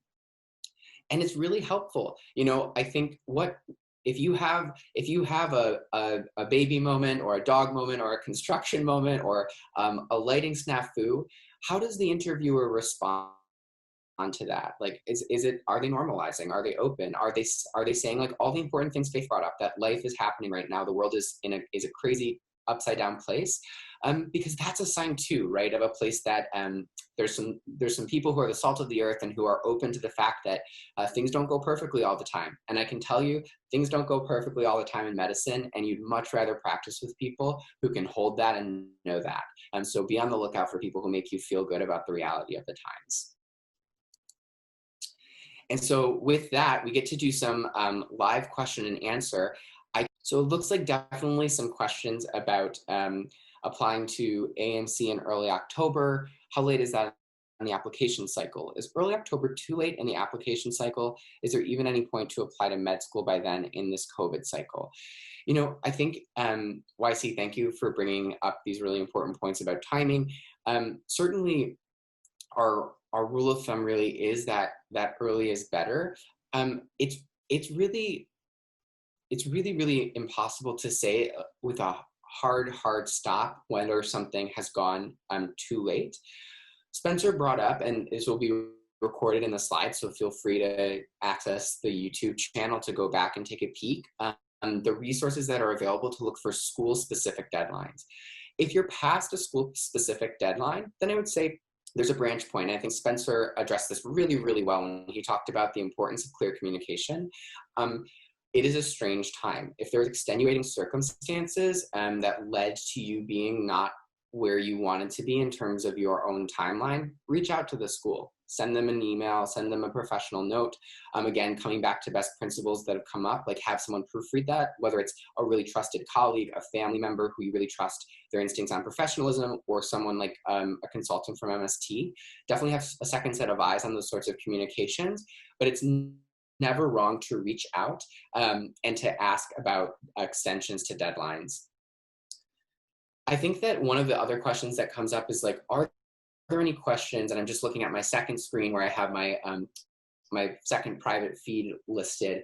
Are there any questions you'd recommend that we ask our interviewers to feel out a school? That's great. So this is actually like a really fine art of interviewing, and it's a great point brought up. So I think that this comes back to that idea of knowing yourself a little bit. So what you want to do is you want to have a kind of two types of questions. I would say one set of questions that are things that you want to get out of your interview day. So those can be questions about pairing, for example, your specific needs with the school. So let's say, for example, that you're someone who's really into narrative medicine, let's say. So narrative medicine is a branch of medicine where the use of narrative and story is treated as an educational tool to improve patient care and physician practice. If you're really into that, there's a couple of different things that you can do. So one is certainly to prepare for yourself some questions, and this could apply to anything. If you're a researcher, if you're someone who has a lot of secondary interests and you really are like, I have to keep singing, or I have to keep playing rugby, or I have to keep doing my art to get through medical school, having questions that are specific to those needs and interests to ask would be super important. And so it could be as simple as, and this is kind of the way interviews go, towards the end, they will ask you, what questions do you have for me? You can ask things like that. You can say, I'm really, I'm so excited to be a physician, and I'm really passionate about blank. I'm wondering if there are students like me who in the past have done that sort of stuff at your institution, or I'm wondering, are there organizations at this medical school that connect students who have interests like that, or other ways I might find a community here? Those are really great ways to figure out if a school can set you up for what you want to do. The second set of questions is not so much to vet the school, but it's sort of an interview best practice, which is kind of broad questions that you might use one or two of standardly at each institution. And so that can be things about if you really know that a sense of community, for example, is important to you. You could ask a thoughtful question about that. You could state that value, say, it's really important to me, even at a large institution, to feel like I'm a part of a community. And then you could say, like, for example, like your medical school has a class of 160. What sorts of things does the school do to make sure that its members feel like a family? Or what sorts of things does the school do to make sure its community is connecting? In the age of COVID, a very thoughtful question is, what sorts of things has the school done in COVID to help support the student body? Again, getting a very honest, authentic question. It makes sense to ask it. COVID is on everyone's mind, and it tells you a lot about a school if their response was really robust, that they are invested in their students. The other thing you can have is, I had like a question that was sort of like my typical closer, and so it was more or less standardized throughout my my personal residency interviews, and I really liked it. I used to ask my interviewers, what is, you could work many places, but you are continuing to work here. What's the thing that gets you excited to get out of bed in the morning and come to work? And I got really, really interesting responses, and it just ended the interview on a very happy and positive note. So having a question like that if you get to the end of the interview and it's felt long and you don't feel like you have time to dive into a lot of the specifics, something that gives you valuable information and ends on a high note is another great way to end. I'm seeing another question come in. Since we're new to the med school world, are there any other things that are part of med school's cultures that we might not know to look for? That's a great question. So I think that certainly the big things that come to mind are support of the student body. So to what extent does the school support the entire populace of students? The second would be support for the individual. So is there mentorship and coaching, for example, for individuals to help them connect with their personal goals and future desires? The other thing that I would think about is educational strategies. So how does the school approach, for example, like the preclinical phase? Is it all going to be lectures with 100 people in a lecture hall and a professor at the front of the room? Is it going to be problem-based? Are you going to get together with your students to think about things and kind of work on clinical problems? And similarly, kind of also under the bucket of educational strategy, when do you start to actually do the work? When do you start to see patients? Is it not until you've done 2 years of clinical studying? Or is it right away that they put you into at least some space where you're shadowing again, or where you're getting a chance to interface with a doctor and really see what clinical practice looks like? I think that another important part of that under educational strategies, but it's like educational strategies plus, would be how do they handle supporting you around examinations? And we all know that the landscape has changed with the way that we're refocusing on the STEP exams, but it's still a big examination. So how does the school set aside time or not set aside time for you to prep for those major transition points? And that applies, of course, to those big USMLE exams, which require a lot of studying and a lot of support to succeed on. But also it applies to things like transitioning out of medical school. So is the school able to give you time to, for example, do electives in a specialty you're interested in after your clinical year? Or is it crunch time? Do you have 1 month to rotate on a service that you might be interested in? Does the school provide support towards the end of medical school and exploring other interests? Is there protected time if you see yourself as a future scientist to do scholarly work? And as importantly, if you see yourself as not a future scientist, but something else, an educator, an advocate, is there time to do that sort of work? Is the school open to things like public health, narrative medicine, medical education as serious pursuits that you're allowed to engage in during your time in medical school? Those are things, those are maybe the 3 categories plus that final one about kind of specialization towards the end of medical school that I would definitely think about as aspects of an institution's culture that I probably wouldn't have known to think about before I myself came to medical school. For this part of the session, we're going to talk about next steps. So we're going to be thinking together about when you're accepted versus waitlisted versus rejected, how to approach that. We're very, very lucky to, again, be joined by Spencer Fuller, who will be taking us through this section. So Spencer, I'll hand it right over to you. All right, hey again, everybody. Yeah, great job, everyone, talking about the different topics beforehand. And let's jump right in to this topic, which is hopefully, you'll be at the accepted portion once you're finished with the process. But regardless, there are things to keep in mind no matter what the outcome is. So first, beginning with the general principles, and I cannot stress this enough, always, always, always have a backup plan. Don't go into this process thinking that, oh, I'm definitely going to get into this school, or you just never know. So always have a backup plan.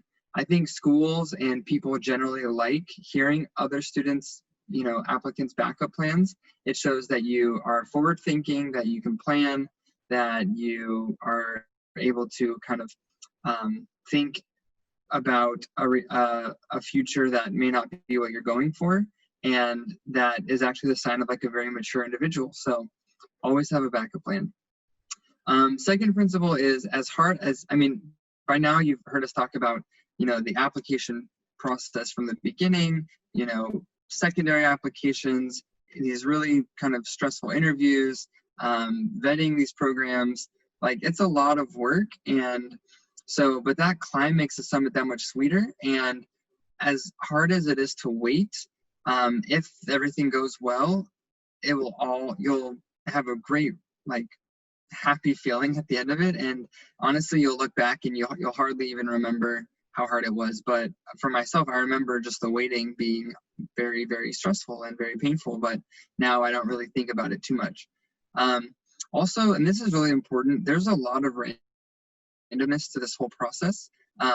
There's so many applicants. As hard as you try to differentiate yourself, and as hard as schools try to go look for people that are going to be really good fit at the characteristic and human level, it's just a numbers game at the end of the day, in a lot of at many of the steps. So do your best to try not to internalize the process and how it reflects on you in terms of your worth or your potential.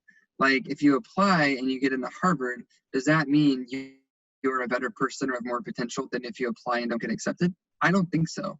And unfortunately, there are lots of steps along the process that add this randomness that you can't always account for.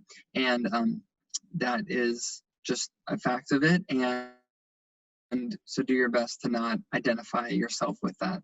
On the flip side, also do your absolute best to take advantage of every card that you have to play. And we've talked about different cards you have along this game, or along this process. And so, my general approach to this this process is identify the cards, identify your strengths, and play them strategically. Because you don't want to finish this process having held cards in your hand, and then maybe it doesn't work out the way you wanted, and then you're left guessing for a while to come. So great. So let's say you get accepted. That's fantastic. First thing to do is celebrate, of course, in a COVID safe way. Make sure you send the thank you emails and the letters.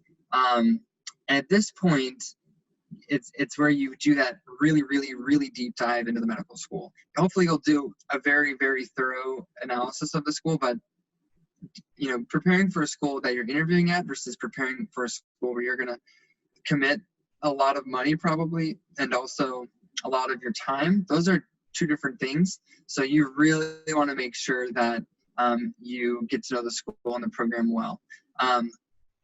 Now, don't go into it all picky and thinking oh, well, if this doesn't literally have every single thing that I want and exactly the way I want it, well, I'm actually not going to become a doctor. I would definitely not recommend that line of thinking. But that being said, and this is kind of how you should approach the process in general, is every school that you apply to an interview at, you need to view it as that could be your one chance to become a physician this cycle. And you have to take every interview seriously, every school seriously. Don't write off any schools.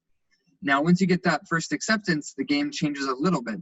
You're able to kind of, again, get to know the school. And if you realize hey, this school, I would pick this one over maybe this half of these other schools that I'm currently waiting to hear back from, why not reach out and to those schools and say, hey, I appreciate the interest.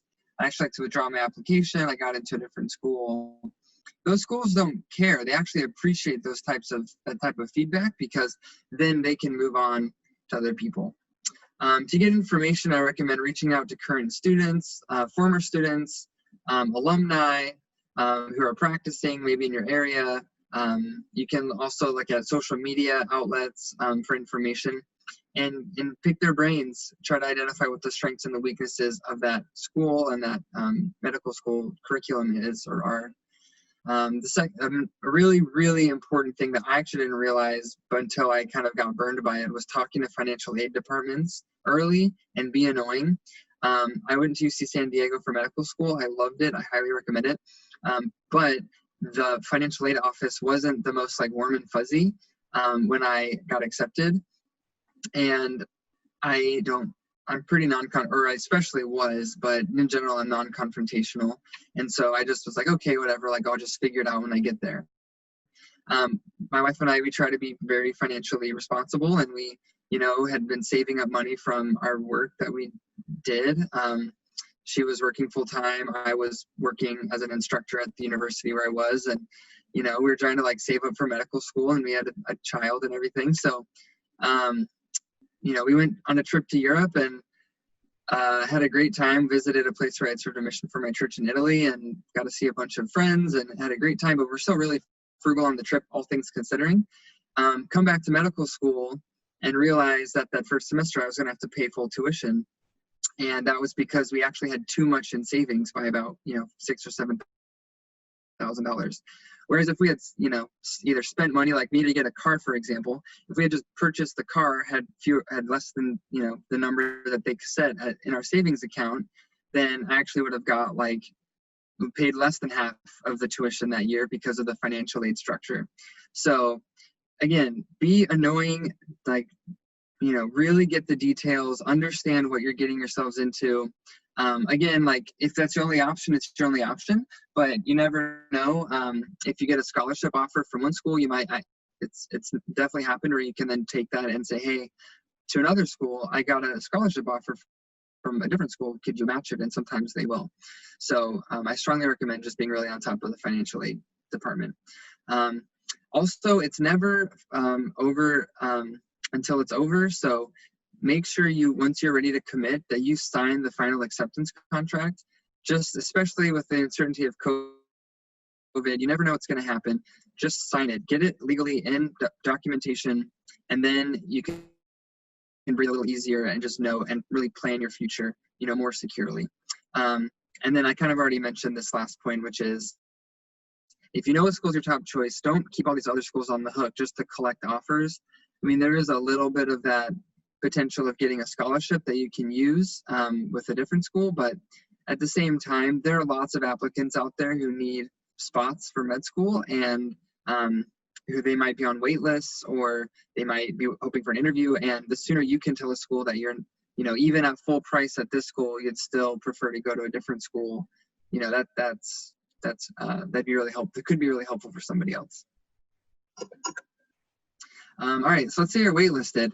Different game, but it's still not over. I'd still be grateful. I got waitlisted at Hopkins, for example, and was glad that I wasn't rejected outright after the interview. It was actually kind of stressful because I got into UCSD right away and then got rejected formally from Hopkins at the very end of the cycle. So my wife and I were kind of on the hook for 7 or 8 months, and which actually really was horrible. But that being said, it's the process, and you have to just be along for the ride. So it's better to practice that hopefully and optimistically than just letting it grate at you and grind you down. If you're waitlisted, I would strongly recommend counseling with mentors, advisors, family, friends, maybe you're at the school or around the medical community, to figure out ways to demonstrate a natural interest, and also in a school specific way. So, does the school allow submission of other materials, and definitely write a letter of interest if you are really hoping to get into that school. Schools can sniff out, fake interest, and, trust me, schools have heard, oh, I'll definitely come here if I get in, and then they get accepted, send an acceptance, and then that student picks a different place. After, every school admissions office has gotten burned by that. So, they don't honestly, I think because of that, they get kind of a callous in terms of hearing, because again, you might actually be interested in a school and they might not be quite as warm or receptive, but try not to take it personally. Again, they're dealing with their past in this process, and so schools and admissions officers and counselors take certain policies and certain stances, and so try not to take it personally. But again, it's a card you can play. I recommend playing it. Keep your demographic information current, email address and address. Check your email often and be realistic, but you never ever know. And I have a crazy story about this. One of my good friends from medical school, her mom passed away right before, like the year before med school, from like lung cancer that just came out of nowhere. It was really tragic. And she was applying, interviewing, was from San Diego, and actually from like less than 4 miles away from the medical school. So it's her local school. Got an interview, but then got waitlisted. And she didn't know what she was going to do. I forget if she had other offers or not, but she decided to go to Peru to just travel and just get her mind off things and try to take away some of the stress. And she was in Peru and away from her email. Problem number one, actually got a horrible illness after hiking Machu Picchu. It wasn't like altitude sickness. She got some kind of infection, and she actually had to get like ambulanced to like the closest city from there, and was like on life support at the hospital for a number of days, and actually almost died. She wakes up, she kind of comes, gets her life together for a day or two, gets in touch with people and lets them know what's going on and all that. Checks her email, finds out she has in the interim been accepted to medical school at UC San Diego. And of course is overjoyed, but literally school was going to start in 2.5 weeks. Had to figure out how to get herself back to the United States, get herself healthy, do all the registration stuff, explained everything to the admissions office, and they understood and kept her spot. But just saying, you never, ever, ever know. So do what you need to do to kind of take care of yourself, but also make sure you check your email every single day and don't let an opportunity potentially pass you by. And I'm so grateful that my friend got accepted and made it into school just in the nick of time, because she was a fantastic addition to the class and just become a really great friend. So, all right, last section here is if you're rejected. Now, hopefully you don't find yourself in this position, but it happens. It happens way more commonly than you think. If you apply to, like, everyone who gets accepted is still going to get a rejection, whether that's, hey, we're not going to give you a secondary, or you've interviewed and you get rejected. I would be surprised if any applicant got accepted to every school that they applied to. Maybe it's happened, but. So let's say that you're still waiting to hear from other schools. Just, again, don't take it personally. I remember my first rejection was from the University of Washington in Seattle, and it was because I didn't do a good job of reading their criteria for accepting out-of-state students, and I very clearly did not meet those criteria because I didn't have like a year of, I think it was like Peace Corps service or something like that. So I should never have applied. But anyways, I had other schools to look forward to, and I just tried to focus on those. Additionally, redouble your efforts to get accepted. Try to get off wait lists. Again, every single school could be your only chance to get into medical school. So don't, even your safety schools, don't take those lightly. You need to be on the top of your game every interview, every essay, every email, and it'll just give yourself the best chance. Now, let's say now that is a much more difficult position. I would recommend being intentional about regrouping, recharging, and reconnecting with your loved ones. There's a study that our faculty at UC San Diego referenced in our kind of wellness lectures there, that stated that in assessing physician resilience, the most predictive factor was the amount and the quality of time that was spent with that physician's children.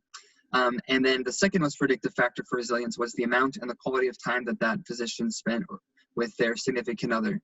And what I extrapolate from that is the amount and the quality of time you spend with those that you love the most will help you be resilient and rebound when things get tough.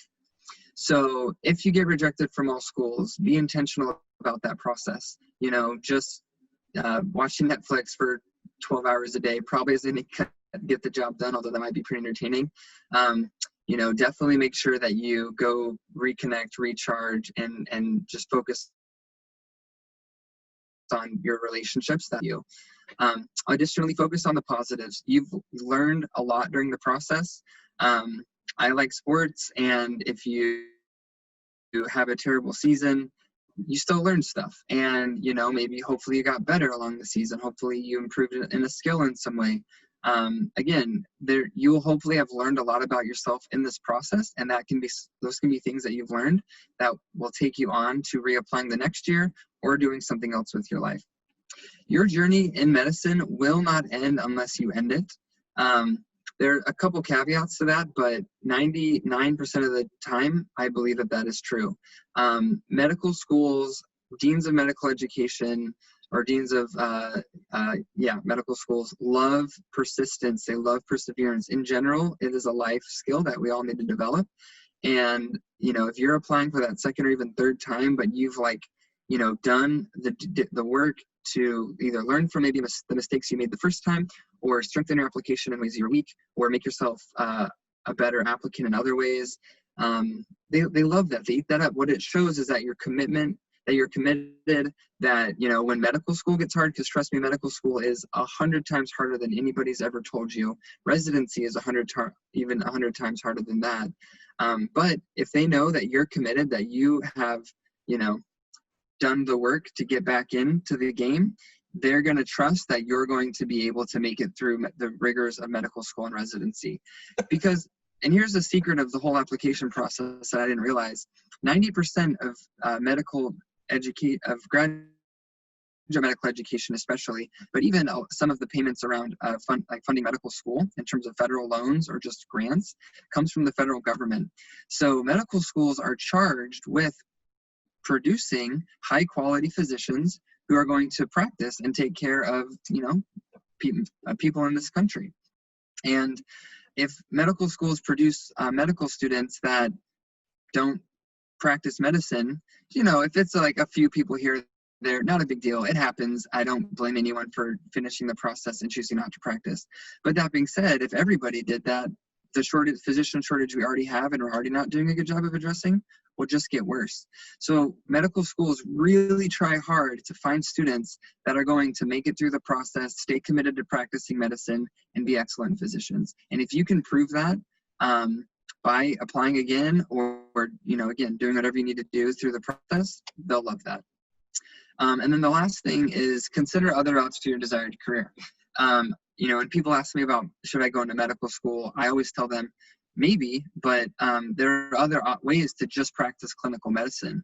And there are pros and cons of each different way to get to different aspects of clinical medicine, but you just need to be aware of what you want in your career and what you want to do, the people you want to help, how you want to help them. And maybe there's a better road that might make more sense for you. And it doesn't necessarily mean going to medical school and doing it kind of the more traditional way. So those are just some thoughts about if you get rejected from all the schools. Fantastic. Yeah, thank you again, Spencer, for so much great advice. Again, for everyone who's tuned in, you can contact us. You see the contact information along the bottom of this slide. And we are doing some giveaway of free hours based on participation in the chat, which we've had a lot of. So please keep the questions coming. Spencer, one question that comes up and has come up quite a bit is, when do you usually hear from a school if you've been admitted when you've previously been on their wait list? Yeah, so that is a great question. Schools should do a good job of giving you firm dates as to when you'll hear, either after interview day or if you've been put on the wait list. But it's a fact, some schools do that better than others. UC San Diego was fantastic. I interviewed and they told all of us, you will hear from us in 2 weeks on this day, whether you're in or not. And then for those of you on the wait list, you will know by this day. We do rounds of wait list kind of announcements, and you'll know on these specific dates if we take you off the wait list or not. And they were true to that, like to the hour, basically. Other schools are much more nebulous about that, and they just say, we'll let you know. They don't give you firm dates. You're kind of at the mercy of the school. But it never hurts to ask. They get it. They know that students are trying to make decisions about what schools to accept. They just want to know if they've gotten in or not. So again, if you have questions, it never hurts to send kind of a brief, quick, try to minimize the anxiety coming through the email as possible, just asking. And if they have a date to give you, they'll be happy to give it to you. That's fantastic. Spencer, you had mentioned also this idea of making sure that you demonstrate forward thinkingness with a backup plan. How do you balance showing that you're very committed to the idea of pursuing medicine while also demonstrating that you're realistic about its competitiveness in an interview? Yeah, that's a really good question. I would appeal to the principle of applying to medical school and interviewing, which is you should be authentic and yourself and honest, but you also don't have to tell them everything. And you don't have to bare your whole life soul or give them every dirty detail of your life when you're getting asked some very, very personal questions. So what I would recommend to a student is the backup plan B, apply again. That is a very safe answer to give, and it probably is true for most applicants. There's almost always a way you can strengthen your application, make yourself more attractive as a candidate, and do a better job applying. So I would generally recommend having the backup plan B. I'm going to apply again. Whether or not you actually do that, that's up to you. And if maybe you're convinced about that during this season, and then, depending what happens over the next year, you decide not to, that's fine. Honestly, you're living your life, you're going through your journey. There are many ways to get through life, and it doesn't mean banging your head against the wall to get into medical school until you do. But yeah, I think in general, choosing to apply again is a pretty safe option. Spencer, do you have recommendations around letters of intent? You talked a little bit about that sort of communication, but is there a role for that before you get an interview offer, or should you only do it after you've interviewed? How do you handle those sorts of communications? And maybe you can also tell our audience a little bit about what a letter of intent is, since I'm using jargon. Thanks. Yeah, sure. Letters of intent are basically a brief letter where you write to the medical school, the dean of admissions, or the whatever body that kind of chooses what students get accepted to the medical school is. Just discuss a little bit more about yourself, specific reasons why you're interested in the school, and just saying, I would love an interview, or if you've been interviewed, I would love to be accepted for these specific reasons. Again, you need to be really cautious about making these ultimatum statements about, this is the only school I've wanted to go to. If I get in, I get 100% guarantee I'll come here. You definitely also don't want to come across as groveling in a way of saying I haven't gotten into any school, this is my last chance. It may be true, but you also don't want necessarily to kind of come across that way.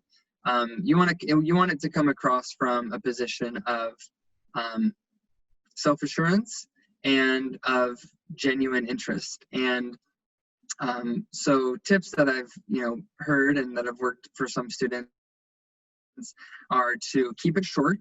You don't want it to be a 3-page essay. Keep it to a paragraph, 2 paragraphs, short, sweet, to the point. Med schools love that because they have so much paperwork to deal with. Do something to differentiate yourself. And that's a general tip for secondary essays, but especially for a letter of intent, something that is natural, that's genuine to you. You could maybe throw in some humor. You could, maybe tell a story from your interview day, write a poem. I mean, get creative, but not so creative that it's going to turn people off.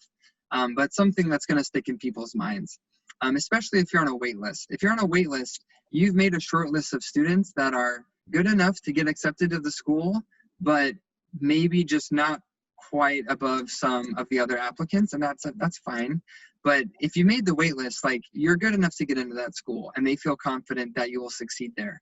So that's where I feel like you can take maybe a little bit more risks.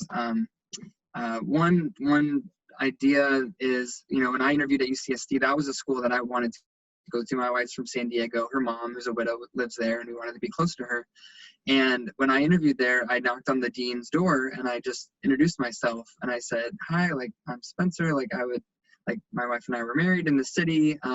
we're in St. Louis now, but back then, like, that's where we thought we were going to want to like live our whole lives. And actually there's a strong chance we'll go back after training, but it just wasn't the right place for residency. But anyways, she really liked that. She was able to get a little face-to-face with me, know how committed I was, just know that I would be a type of person in the med school that would be proactive and, not just kind of skate by. And that's generally the type of student that I tried to be, and tried to be a positive community member at the school. So they love that type of stuff. And so if you can do something like that with your letter of intent, again, something that'll kind of stick out, I think that, again, that's a card that you can play. That's great. We have some questions rolling in. And one of them, I think you've told a lot of really wonderful personal stories, and this is asking for a little bit more, which is just what do you wish you had done differently when preparing either to take the MCAT or in applying to medical school? Are there lessons learned that you can share from your own experiences or from the experiences of students that I know you've helped accomplish their goals? Yeah, for sure. For me, I would have appreciated going through the process with somebody else. I had friends that were applying to med school, but I didn't really study with them or really open up much about how stressful it was, because it was very, very stressful. And I feel like I love working with the students that I've worked with, because they all come kind of in this crisis mode. Most of them. Some of them are actually very proactive and really ahead of the game. They just know that they want to maximize every minute of their time that they have to study, and so they just want the advice from the get-go. I've worked with many students like that. But others come in crisis mode, and I love working with them because you're able to just be there, help them get a plan together and help go for it. So I would recommend reaching out to somebody for help if you are struggling to know what to do. Like, here at MST, like me and our colleagues, like it's what we do. We love to do it, and we know that students need it, and there's nothing wrong with that. And you pretty much have to ask yourself, do I want to, go off of my best chance all on my own, or do I want to go with the advice and expertise of other people? And again, it doesn't necessarily have to be MST. You probably have other friends who maybe have gone through the process, or who are at the school that you want to go to, but reaching out and just communicating more with people who can give you that sound advice and help you navigate the system, I strongly would recommend. I wish I would have done that more, because I felt like I was kind of floundering a lot. One other thing is I hated the secondary essays, and I didn't realize how essential those were. I found them cumbersome. I found them stressful. I found them fake in a way. I was like, I already have written about this in my primary essays. Like, why do I have to do this again? And what you realize is it's really just a school's way of filtering out students that don't actually want to go there. And also of identifying students that have a very high chance of going to that medical school, and students who are going to have a high chance at succeeding. My first secondary essay I wrote to UC San Diego, it was like a biographical sketch essay, and I wrote it and it was garbage. And my wife read it and she was like, "You're not actually going to submit this. Like, are you? Like, this is horrible." And I was like, "I'm just sick." Like, we were having a family reunion. Like, I was missing out on family time, and I was just like super annoyed at these dumb secondary essays. But she was like, "No, like, you need to do better. Let's rework this." I took a much more creative route with it, and ended up being by far the best essay I wrote in the whole process. And I'm positive that I got into that school because of that essay. Like, there's no doubt in my mind, based off of the stark difference between what I initially produced and what I ultimately produced. So advice is, I did not do that for all my secondary essays, but I would recommend doing that for all your secondary essays. Take them very seriously, because if those sparkle, your chances at getting interviews are going to go up, and they're already going to be a little bit excited to hear from you, to see you in their session, or however they get in contact with you. So I would have taken the secondary applications a little bit more seriously. That's great advice. I appreciate both you making normal, like, how important it is to ask for help, to like just to not be alone in this like really daunting process, and also how normal it is to come ask for help, whether you're in a panic moment or whether you're looking far ahead. That all of those are good times to find that admissions buddy that's going to kind of be there along the way with you in the process. I think just to kind of close up this question and answer, you mentioned a little bit about being authentic in follow-up communications with schools, particularly if you're on the wait list. Are there any factors that you think are useful to mention in those sorts of communications to provide evidence of kind of that authentic need to be at a place? Yeah, that's a good question. Um, hmm, it is hard. I feel like, just drawing from my own experience, I mean, the fact that I was able to say to the dean at UC San Diego, like, I was married like a mile away from this very building, that, I mean, how many of the applicants could have said that, especially out of state applicants? And you know, again, whatever whatever you can draw on to form a connection with either the geographic region or the city or even like the institution, that is great. For example, I know in the ophthalmology department here at Washington University, you know, we know that students from the coast tend not to come to the Midwest on average, but if there are students from the coast applying, and they have lived in the Midwest or done a research year somewhere, even within a few hundred miles, like, their chances of actually being open to coming to St. Louis it goes way up. So we actually give them a couple points in the algorithm that determines who were kind of the short list of applicants we're choosing for interviews. So again, any way that you can mention some tie to the geographic region or to the institution, even if it's like, oh, I visited my cousins there, a year or so ago, or, again, you don't want to say like, I watched a YouTube video about that city and it looks amazing. Like, that's not authentic. But again, so like, don't overstate it, but don't understate it either. Like, really try to maximize whatever you can. And then just in terms of being authentic, like, you don't want to be, again, using the hyperbole. The hyperboles are really what turn people off of, like, oh, like, this is my number one institution. This is like, you all, like, this interview is the best interview I had of all of them. Those types of language, like, just steer totally clear from that. More appropriate language would be something like, I really appreciated my interview with you all. I had really interesting discussions and got to learn more about this program. I was really hoping for an interview and I was disappointed I didn't get accepted. Although I am really grateful to be on the wait list, and I know that anything can happen from the wait list, and I hope that I can get in, again, and then just go from there, try to be, not too brokenhearted, but not too like everything's going to be great. Like, I'm going to wait, check my email every 5 seconds and see who accept me type of like an attitude. I don't know if that makes any sense, but. Yeah, no, I think you made a lot of really good points. I heard some things about like personal connections to a place, which I can only imagine in the COVID-19 era are important to let a school know about if they don't realize you really have, walked those city streets and can imagine a life there. And I think kind of, you talked a lot about balance, about being like authentic, that you'd be excited, but not overdoing it. So I think those are great key principles that I'm taking away from those answers. So Spencer, thank you so much again for dropping in, and we're going to move to the next section. So here we're going to talk a little bit about tips for non-traditional applicants. I'm joined again by Arti Agarwal, and Arti, I'll hand it over to you to take us through this last presentation, and then we'll close up with that roundtable. So keep with us. Hello again. My name's Arti again. This will be our last topic, so thank you for staying with us. We'll go through some tips for non-traditional applicants, and then, like just mentioned, we'll go to that roundtable discussion with some more question and answer. So you're asking yourself, what is a non-traditional applicant? And if you are a non-traditional applicant, perhaps you already know. Basically, a traditional applicant is anyone who is attending medical school right after undergrad and is likely applying right during their junior year and then spending that senior year finishing their application, interviewing, and then going straight into school.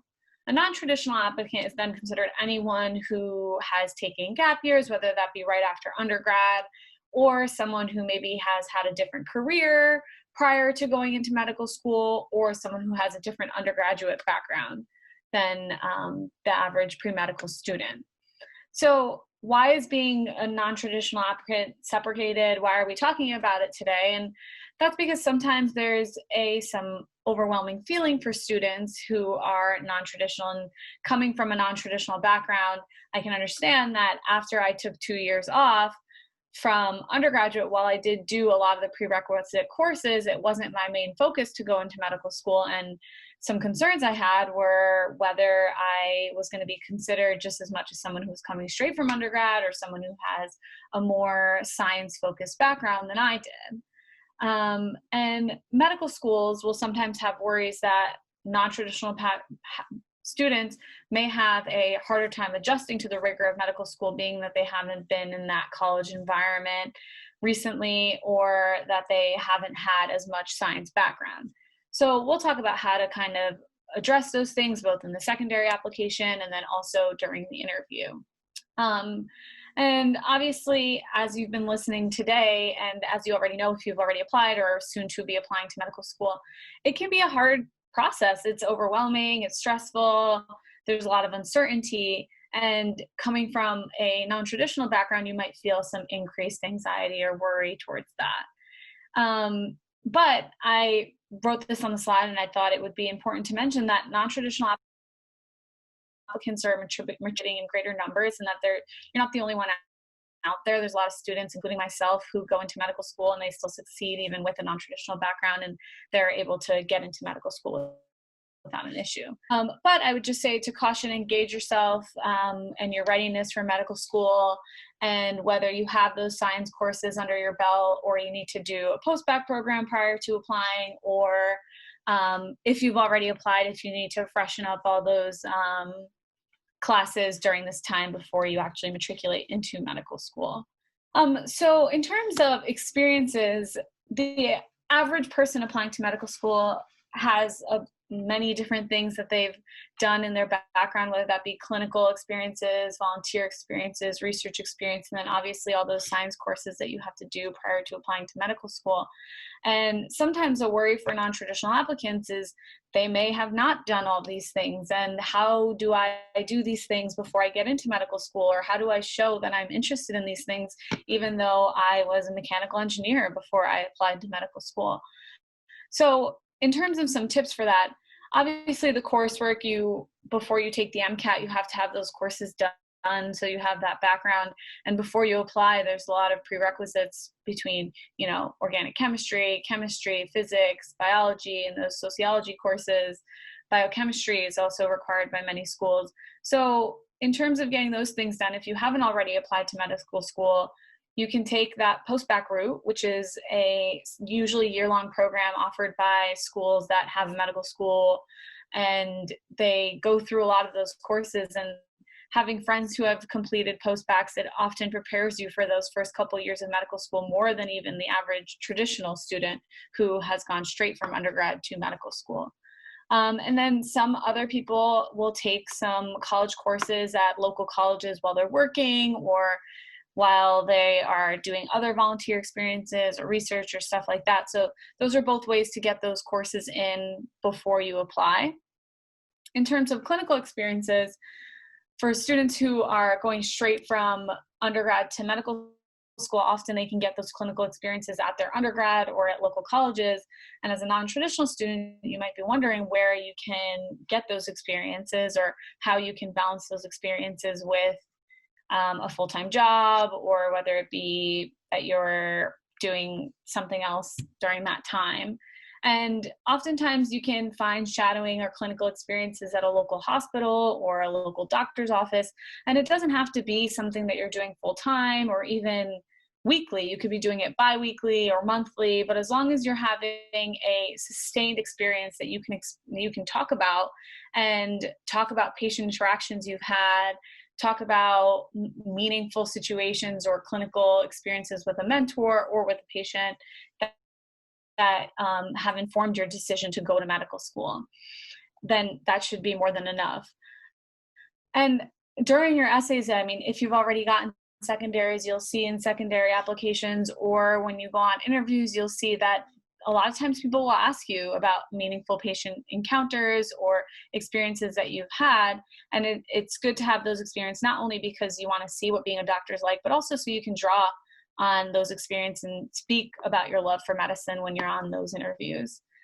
In terms of volunteer and community service experiences, sometimes this can be hard to find. I know when I was working after medical school for a couple years, in medical school, or working before medical school for a couple years, it was hard to find those experiences in my local community, but it's possible. I did some things at soup kitchens, or you can work at a nursing home, or you can do an experience where you're like helping to clean the streets, or anything else that's, you know, directly benefiting the community that you're living in.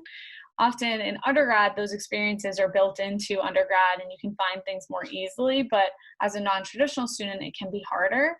And I just encourage you, even if you've already applied, if you don't have any volunteer or community service, we always encourage that you seek those out so that you can talk about them and show that you're invested in the community and community service. In terms of research, this can be a little bit harder to find, especially if you're not still in the undergraduate realm in your life.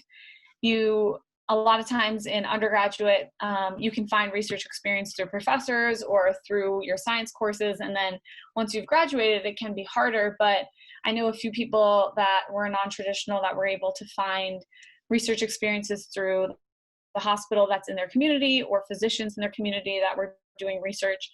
And a lot of this is about being able to find ways to be innovative in medicine, or problem-solving skills, things like that, that you learn in research. And even if you don't have these experiences, as long as you have those skills, you can talk about them when people ask you about research experiences. And for all of these things, whether that be clinical experiences, if you feel like you're lacking a little bit of that, or volunteer community experiences, if you're lacking a little bit of that, there's always ways to bridge those gaps based on other experiences you've had. So if you have any specific questions about that, I'm sure that you can find either someone in our team or advisors to help you kind of navigate the gaps there. Then lastly, for interview tips, holistic applications are what medical schools are looking for these days. They want a diverse population amongst their medical students. So coming from a background where you're non-traditional, you might actually have more to offer than the average traditional student. But many questions, both in your secondary applications, like we mentioned before, we'll be talking about diversity, or in your interview, they might ask you about how you plan to contribute to the diversity of the community. And this is a great way to talk about your experiences being non-traditional, coming from whether that be a different undergraduate major or working in another career. People often will talk about some bias for non-traditional applicants, which I think in today's realm of medicine has really started to go away. As mentioned, more and more students are matriculating with a non-traditional background. And that being said, admission committees may wonder if you're ready for the rigor of medical school education when you've been out of school for some time, or when you don't have as robust of a science background. And they may ask you how you can show your commitment, or how you feel like you're going to handle those things. So you should have answers to those questions prepared and have thought about genuine replies to these questions.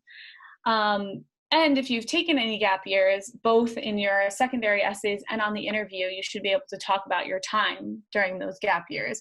What was done, how you got more clinical experiences, who affected the community, and things like that. And I would always say to think of your non-traditional background as a strength.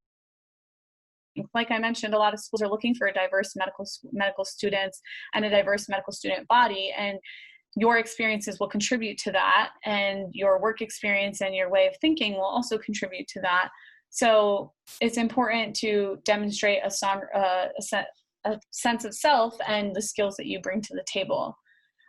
For example, if you were an engineer prior, you probably have some great problem-solving skills, clinical or critical thinking skills that you can bring to the to your medical school environment, whether that be via case discussions or anything else that you're doing in medical school. And I'd say that in terms of how you are addressing your gap years, you want to make sure you're displaying that the timing is right and that you're committed and that you're capable. So what that means is that this is the right time for you to go to medical school and that you've prepared, whether that be by taking courses or getting that more clinical experience or things that you're involved in the community, and that you're committed because you're doing all those things. And lastly, I would say it's very important throughout your medical experience, in the application process, on secondary applications, personal statements, and during the interview, to make sure you're always showing the reviewers, not telling them. So if you're saying that you have great problem solving skills, why do you have those? What are situations that you've been in that have given you great problem solving skills? You should be able to lean towards specific stories and examples to back up all of the points you're making, so that it doesn't seem that you're saying things without any examples. With that being said, I would say that as a non-traditional applicant, people always ask me what I did during those years, and it was always intriguing for them to hear the various jobs that I had, or the travel that I did, or the experiences that I had, and you should view it as a strength of yours as well. So with that, I think we are done for the presentation portions. Yeah, thank you so much, Arti. This has been, again, just like incredibly helpful. And I think the way we wanted to close here is just to sort of express that we super appreciate you sticking with us. The Zoom world, time just seems to move a little bit slower, and we know this was a ton of information. I hope that things that came through to you during this presentation, in addition to being just generally helpful to you, are things that I know over the last 6 years I've come to know about MST as a place to work, which is that it's filled with lots of people who are really skilled at what they do, who've had a really big variety of background experiences that led them up to this place. And so there's someone for everyone. Just as in life at MST, there is a tutor, a consultant for everyone. And we really are committed to taking the students we work with from the beginning of their journey through its end. And I can say that I have worked with some of my own students across major transitions, like medical school to residency, for example. And it's a really fulfilling thing to form a longitudinal relationship. We're here to back you up. And as I mentioned in my presentation, it's really important to know what you value and what you stand for. And we love to make individuals into the best versions of themselves, not into some cookie cutter version of what they're supposed to be. So if you're interested in that sort of support, please, you see our contact information at the bottom of this slide. And we would love to talk with you about whether we can support you in the way that we like to support our students. So we're about to get ready for that round table. Please send in those questions. There is definitely a ton that are pending. Let me open to our group here with one of those, which was, this question came up around the balance of the MCAT, the GPA, the activities. How in advising students do you think about addressing weaknesses if one of those things, for example, maybe is not as strong as the others? So I would say that in terms of addressing weaknesses like that, one, I think it's important to remember when you're applying to medical school that you still have 6 to 8 months or even a year since you apply to when you're actually matriculating into medical school. So it's a huge time for you to get those experiences. And I think if you acknowledge that you know that you're missing some of those experiences, but you're doing X, Y, and Z to make up those experiences, then that goes a long way because it shows that you're proactive, and self-aware that you are missing those experiences. Also, I think it's important to remember that there are certain skills you're supposed to gain from those experiences. So like I mentioned, from research, maybe it's problem solving skills. And if you've gotten those skills in other areas of your life, you can mention those things as things that have helped you navigate that as well. I don't know if anyone else has any input on that. That's fantastic. It makes me think too about how important it is to like capture those experiences and those lessons learned in words. Like, and again, just coming back to this idea of that the application isn't just about what you've done, but it's about the way that you describe what you did as a unique individual who has like passions and goals. And so I think it's a point that's well taken. Another question that's come up is some of the questions about just specs of the application process. So what's the length of the primary? What's the length of the secondary? Where would you direct applicants to find those sorts of pieces of information? I'm sorry, to clarify, in terms of like character limits and stuff? Exactly, yeah. So technical specs of applying. Yeah, so I think most schools will have limits, especially on the secondaries, because they are an extra part, and I think that they don't want to read too many things. Usually there's like a character limit, whether that be 1,500 characters or 250 words. And while you don't have access to the secondary application before it is sent to you, a lot of these things are available on various forums, and you can kind of see, or even on the website of the school, they'll tell you what their previous secondary applications were. And I think while this year there have been some changes in questions because some schools have COVID related questions, a lot of times they stay the same year to year. So I think that's a great place for you to find them, whether it be on forums or via the website. But there are usually character limits, whether it be 250 words, 1,500 characters, something like that. Fantastic. Faith, we also got some questions, and I know you sort of addressed this, but about like, do I need my own lighting setup? Do I need a ring light specifically? Just for those of the audience members who maybe joined us late, could you just recap some of those high yield, how to do tech from home specs? Absolutely. So again, you don't need to go buy a fancy ring light. This is the best news I can give you. You don't need to be like a YouTube channel prodigy, you know. All you really need to do is just work with what you've got. So what I have right now is a light that has a swivel neck. And so if you have one of those, it could be even just like an old school desk lamp. If you change it from shining down on your desk to swiveling up and facing the wall, that gives you a bounced light, a reflected light that gives you a nice, smooth, even lighting for the most part. I've got the light there, and then I have a window here that's really bright right now, so you can tell that I'm being lit pretty well that way. Again, you want to try to stay away from the overhead lighting because it just gives you those really intense shadows and it's hard to see you. And generally speaking, if you just can make sure you're evenly lit, you're in great shape. Fantastic. We also had some questions coming in about this idea of showing and not telling.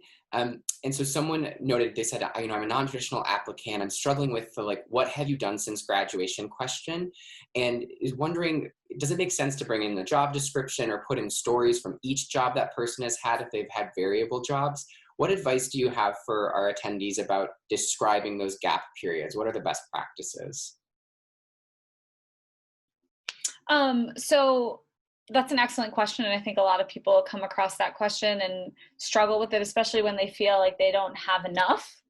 But I'd say, one, quality over quantity. So if you have great experiences that you can talk about and you've learned a lot from, then that's great. In terms of how to address the question and talking about, I think it said your job description versus stories from each, I would say that I would stay away from talking about the job description and leave that for the activities section in the initial application. And in the secondaries, talk more about specific experiences or skills. That's kind of how you're showing without telling. The showing part is the job description, and the telling, the telling part is the job description, and the showing is more of what you gain from it and what skills you have now and interactions you had versus challenges you had, depending on what the question is. That's super helpful, Arti. Yeah, could I actually add something real quick? Yeah, of course. Yeah, so I recently helped a student applying, a non-traditional student. He's from South Korea, but has been in the States since late high school, is attending a university in the States, but is still applying as an international student, so he's got kind of a higher mountain to climb. And when he first sent me his personal statement, he said, and I'm going to paraphrase a little bit, but he was talking about an experience where he was volunteering with at like a home for youth who have neurologic conditions that make them very hard to take care of at home, and they just need extra care. And so he was talking about one specific individual that I got to know, and he said, I worked with this student, I got to know him well, I played the piano with him, and, he didn't really respond, but by the end of it, he started to realize that I was playing music, and then he wanted to play music, so then he started to bang on the piano, and that was where we first really connected, because he couldn't really communicate with words. And I was like, oh, like, he had just put that experience in his essay, buried in all these other paragraphs, and I was like, again, like, that's the story right there that your whole essay needs to be built around, and you can flesh that out in a way that also brings out these other experiences. And we took a much more show, don't tell approach to that story. And, he did a much better job with his final essay of telling that story, of showing that story, describing exactly what the building looked like when he went in the first time, how this individual responded with specific, noises, and either lack of interest when he first tried to engage, and, was able to really kind of paint a picture to the reader as he kind of marched through the progression of this relationship over several months, and then culminating in the story where this individual actually was actually understanding music that the applicant was making, and then they started to be able to communicate around the piano and not through words. And I feel like when you show don't tell effectively, you're able to kind of use an overarching story that is able to weave a thread through the other stories that you're trying to say. You need something to tie it all together, but also something that's going to allow different pieces to come together. And I don't know, just one example of a recent student I helped, and again, that's like what we love to do at MST, is like help you take kind of a scatterbrained essay. He had sat down with his pre-med advising counselors for, he said, several sessions, and he's like, here's my essay, I'm ready to submit it. And I was like, this is not good enough. Like, not only is this not good enough, like, this isn't a good essay. Like, but it has the gems in there. We just need to unearth them a little bit more, dust them off, polish them off a little bit. And by the end, it was just a phenomenal essay that he wrote. And again, I didn't write it for him. I just kind of prompted him here, edited as we went, but it ended up being really good. And so I just feel like that show don't tell type of approach is absolutely essential to like really nail down, because it makes every single essay so much better. And what hopefully you realize by the end of this is that applying to medical school really is about, can you write 100 essays, and can you make like 96 of them really, really excellent, and not just hope that 2 or 3 of them are good and that you just happen to get into the right school. That's great, Spencer. And I think you're reminding me that one of the hard things is often those counselors have not gone through the process themselves, or they're as helpers, and like what an impact it can be if you're someone who has done this multiple times, has worked one-on-one and been successful with it even yourself, and has figured out how you tell that story that lands within the world of medicine in the right ways, like how useful that is as something you offer. And I'm also thinking about how I wish you had been around for me when I was applying to medical school as well. I think we're coming to the end of our time together. So maybe what we can do to close is just have each of you give us a little bit of a takeaway before we close up shop. And maybe I'll start off with Arti, if that's all right. So I guess my biggest piece of advice, or something that I wish I thought about more, one, I would like to echo Spencer's initial statements about secondary applications. I think that they are huge. I think that often, even more than the personal statement, this is your time to really speak to a certain school, and you never know which school is your one school.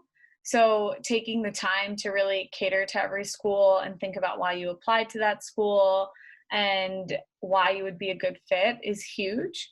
And then also, I would say, like, the biggest thing for your application is make sure that you're having multiple people lay eyes on it, whether that be the secondary application or the primary application or personal statement, because you'd be surprised with all these essays you're writing, little typos or mistakes that you might make, even if it's just like a comma instead of a period, and that can easily come across as careless. Yeah, I'll jump right after that. I totally agree, Arti. Like, if my wife hadn't been over my shoulder, I would not have gotten into UC San Diego, and my life would be very different. And I'm grateful for her help. And whether it's a family member, a friend, a tutor, a consultant, you definitely need to have people, and I would even recommend multiple people kind of weighing in on essays. Now you got to be careful and not get too many cooks in the kitchen. In some ways, kind of having that like go-to expert is invaluable, but I totally agree. And to piggyback off that, like I alluded to how much I hated secondary applications when I applied. Like I was burnt out, you know, like the MCAT was super stressful. It's an exhausting exam. Then you have to like apply and fill out the super stressful, massive application. And I also applied to the Texas schools, and then you're hoping and praying that like nothing happens, and you wait forever, and then it goes through, and then you're waiting. Then you get secondary essays. You have to fill out a gajillion essays, and you submit them. You never know if they're good enough. You don't really get much feedback. Random interview offers come in, and it's this waiting game that's exhausting. And I can't imagine trying to do that given the current climate we have, both in terms of what's going on globally, from an infectious disease standpoint to societally. There's just a lot of stressors out there that kind of coming to a head. So the point I'm trying to make is I did an okay job of this in some ways. You know, family helps. My wife was a huge support to me. Being that family reunion, other things were big helps, but I could have also been much more intentional about keeping myself in a good place, you know, focusing on those habits, those relationships, those actions that would keep me fresh, keep me, you know, charged, keep me healthy, keep me sane, help me heal in different ways. And I strongly recommend that, because when I wrote a garbage secondary application essay, which I did, and I submitted it, I'm sure the school's like, like that fell really flat for me. That's a bummer. And maybe I just wrote it on a day that I wasn't really on my best game, and I was just like, whatever, I'm just going to submit this. That's not the way to go through the process. And whereas if you're kind of trying to take care of yourself as best you can, that's going to reflect forward when you're writing these essays and going through the process and interviewing. Again, you're going to have good days and bad days. You've got to give yourself like, you know, grace and like room to kind of have ups and downs, and that's totally fine. But also doing the things to keep the highs higher and even the lows a little bit higher will reflect in your interactions with schools and programs, and it'll just prepare you for the rigors of medical school. And, you know, if you know, actually the time right now that you're going through is great practice for what you have to look forward to. So, you know, take advantage of it. Yeah, I couldn't agree more with what you're saying, Spencer. I think, you know, we always say that med school and your medical training is a marathon. It's not a sprint. And you guys are at the outset of this. And so when you do the work, like both Spency and Arthi have suggested, of really just taking care of yourself and working on your self-care and making sure that you're in a good spot as you go through this incredibly arduous process, you will thank yourself for that in the long run, because you're going to learn invaluable skills in the process that will carry you through this marathon, all the way through to your MD or DO and beyond. And one thing that I personally have heard from countless students, like hundreds of students, and even some of our tutors, is that imposter syndrome is real. And I would encourage you all to remind yourselves that you are worthy. You have come this far and worked this hard to be here in this pool of applicants, and you deserve to be here. You deserve to be in the room and to be heard and to be considered for these programs. It's an incredibly noble calling to pursue medicine, and it's also a really challenging one.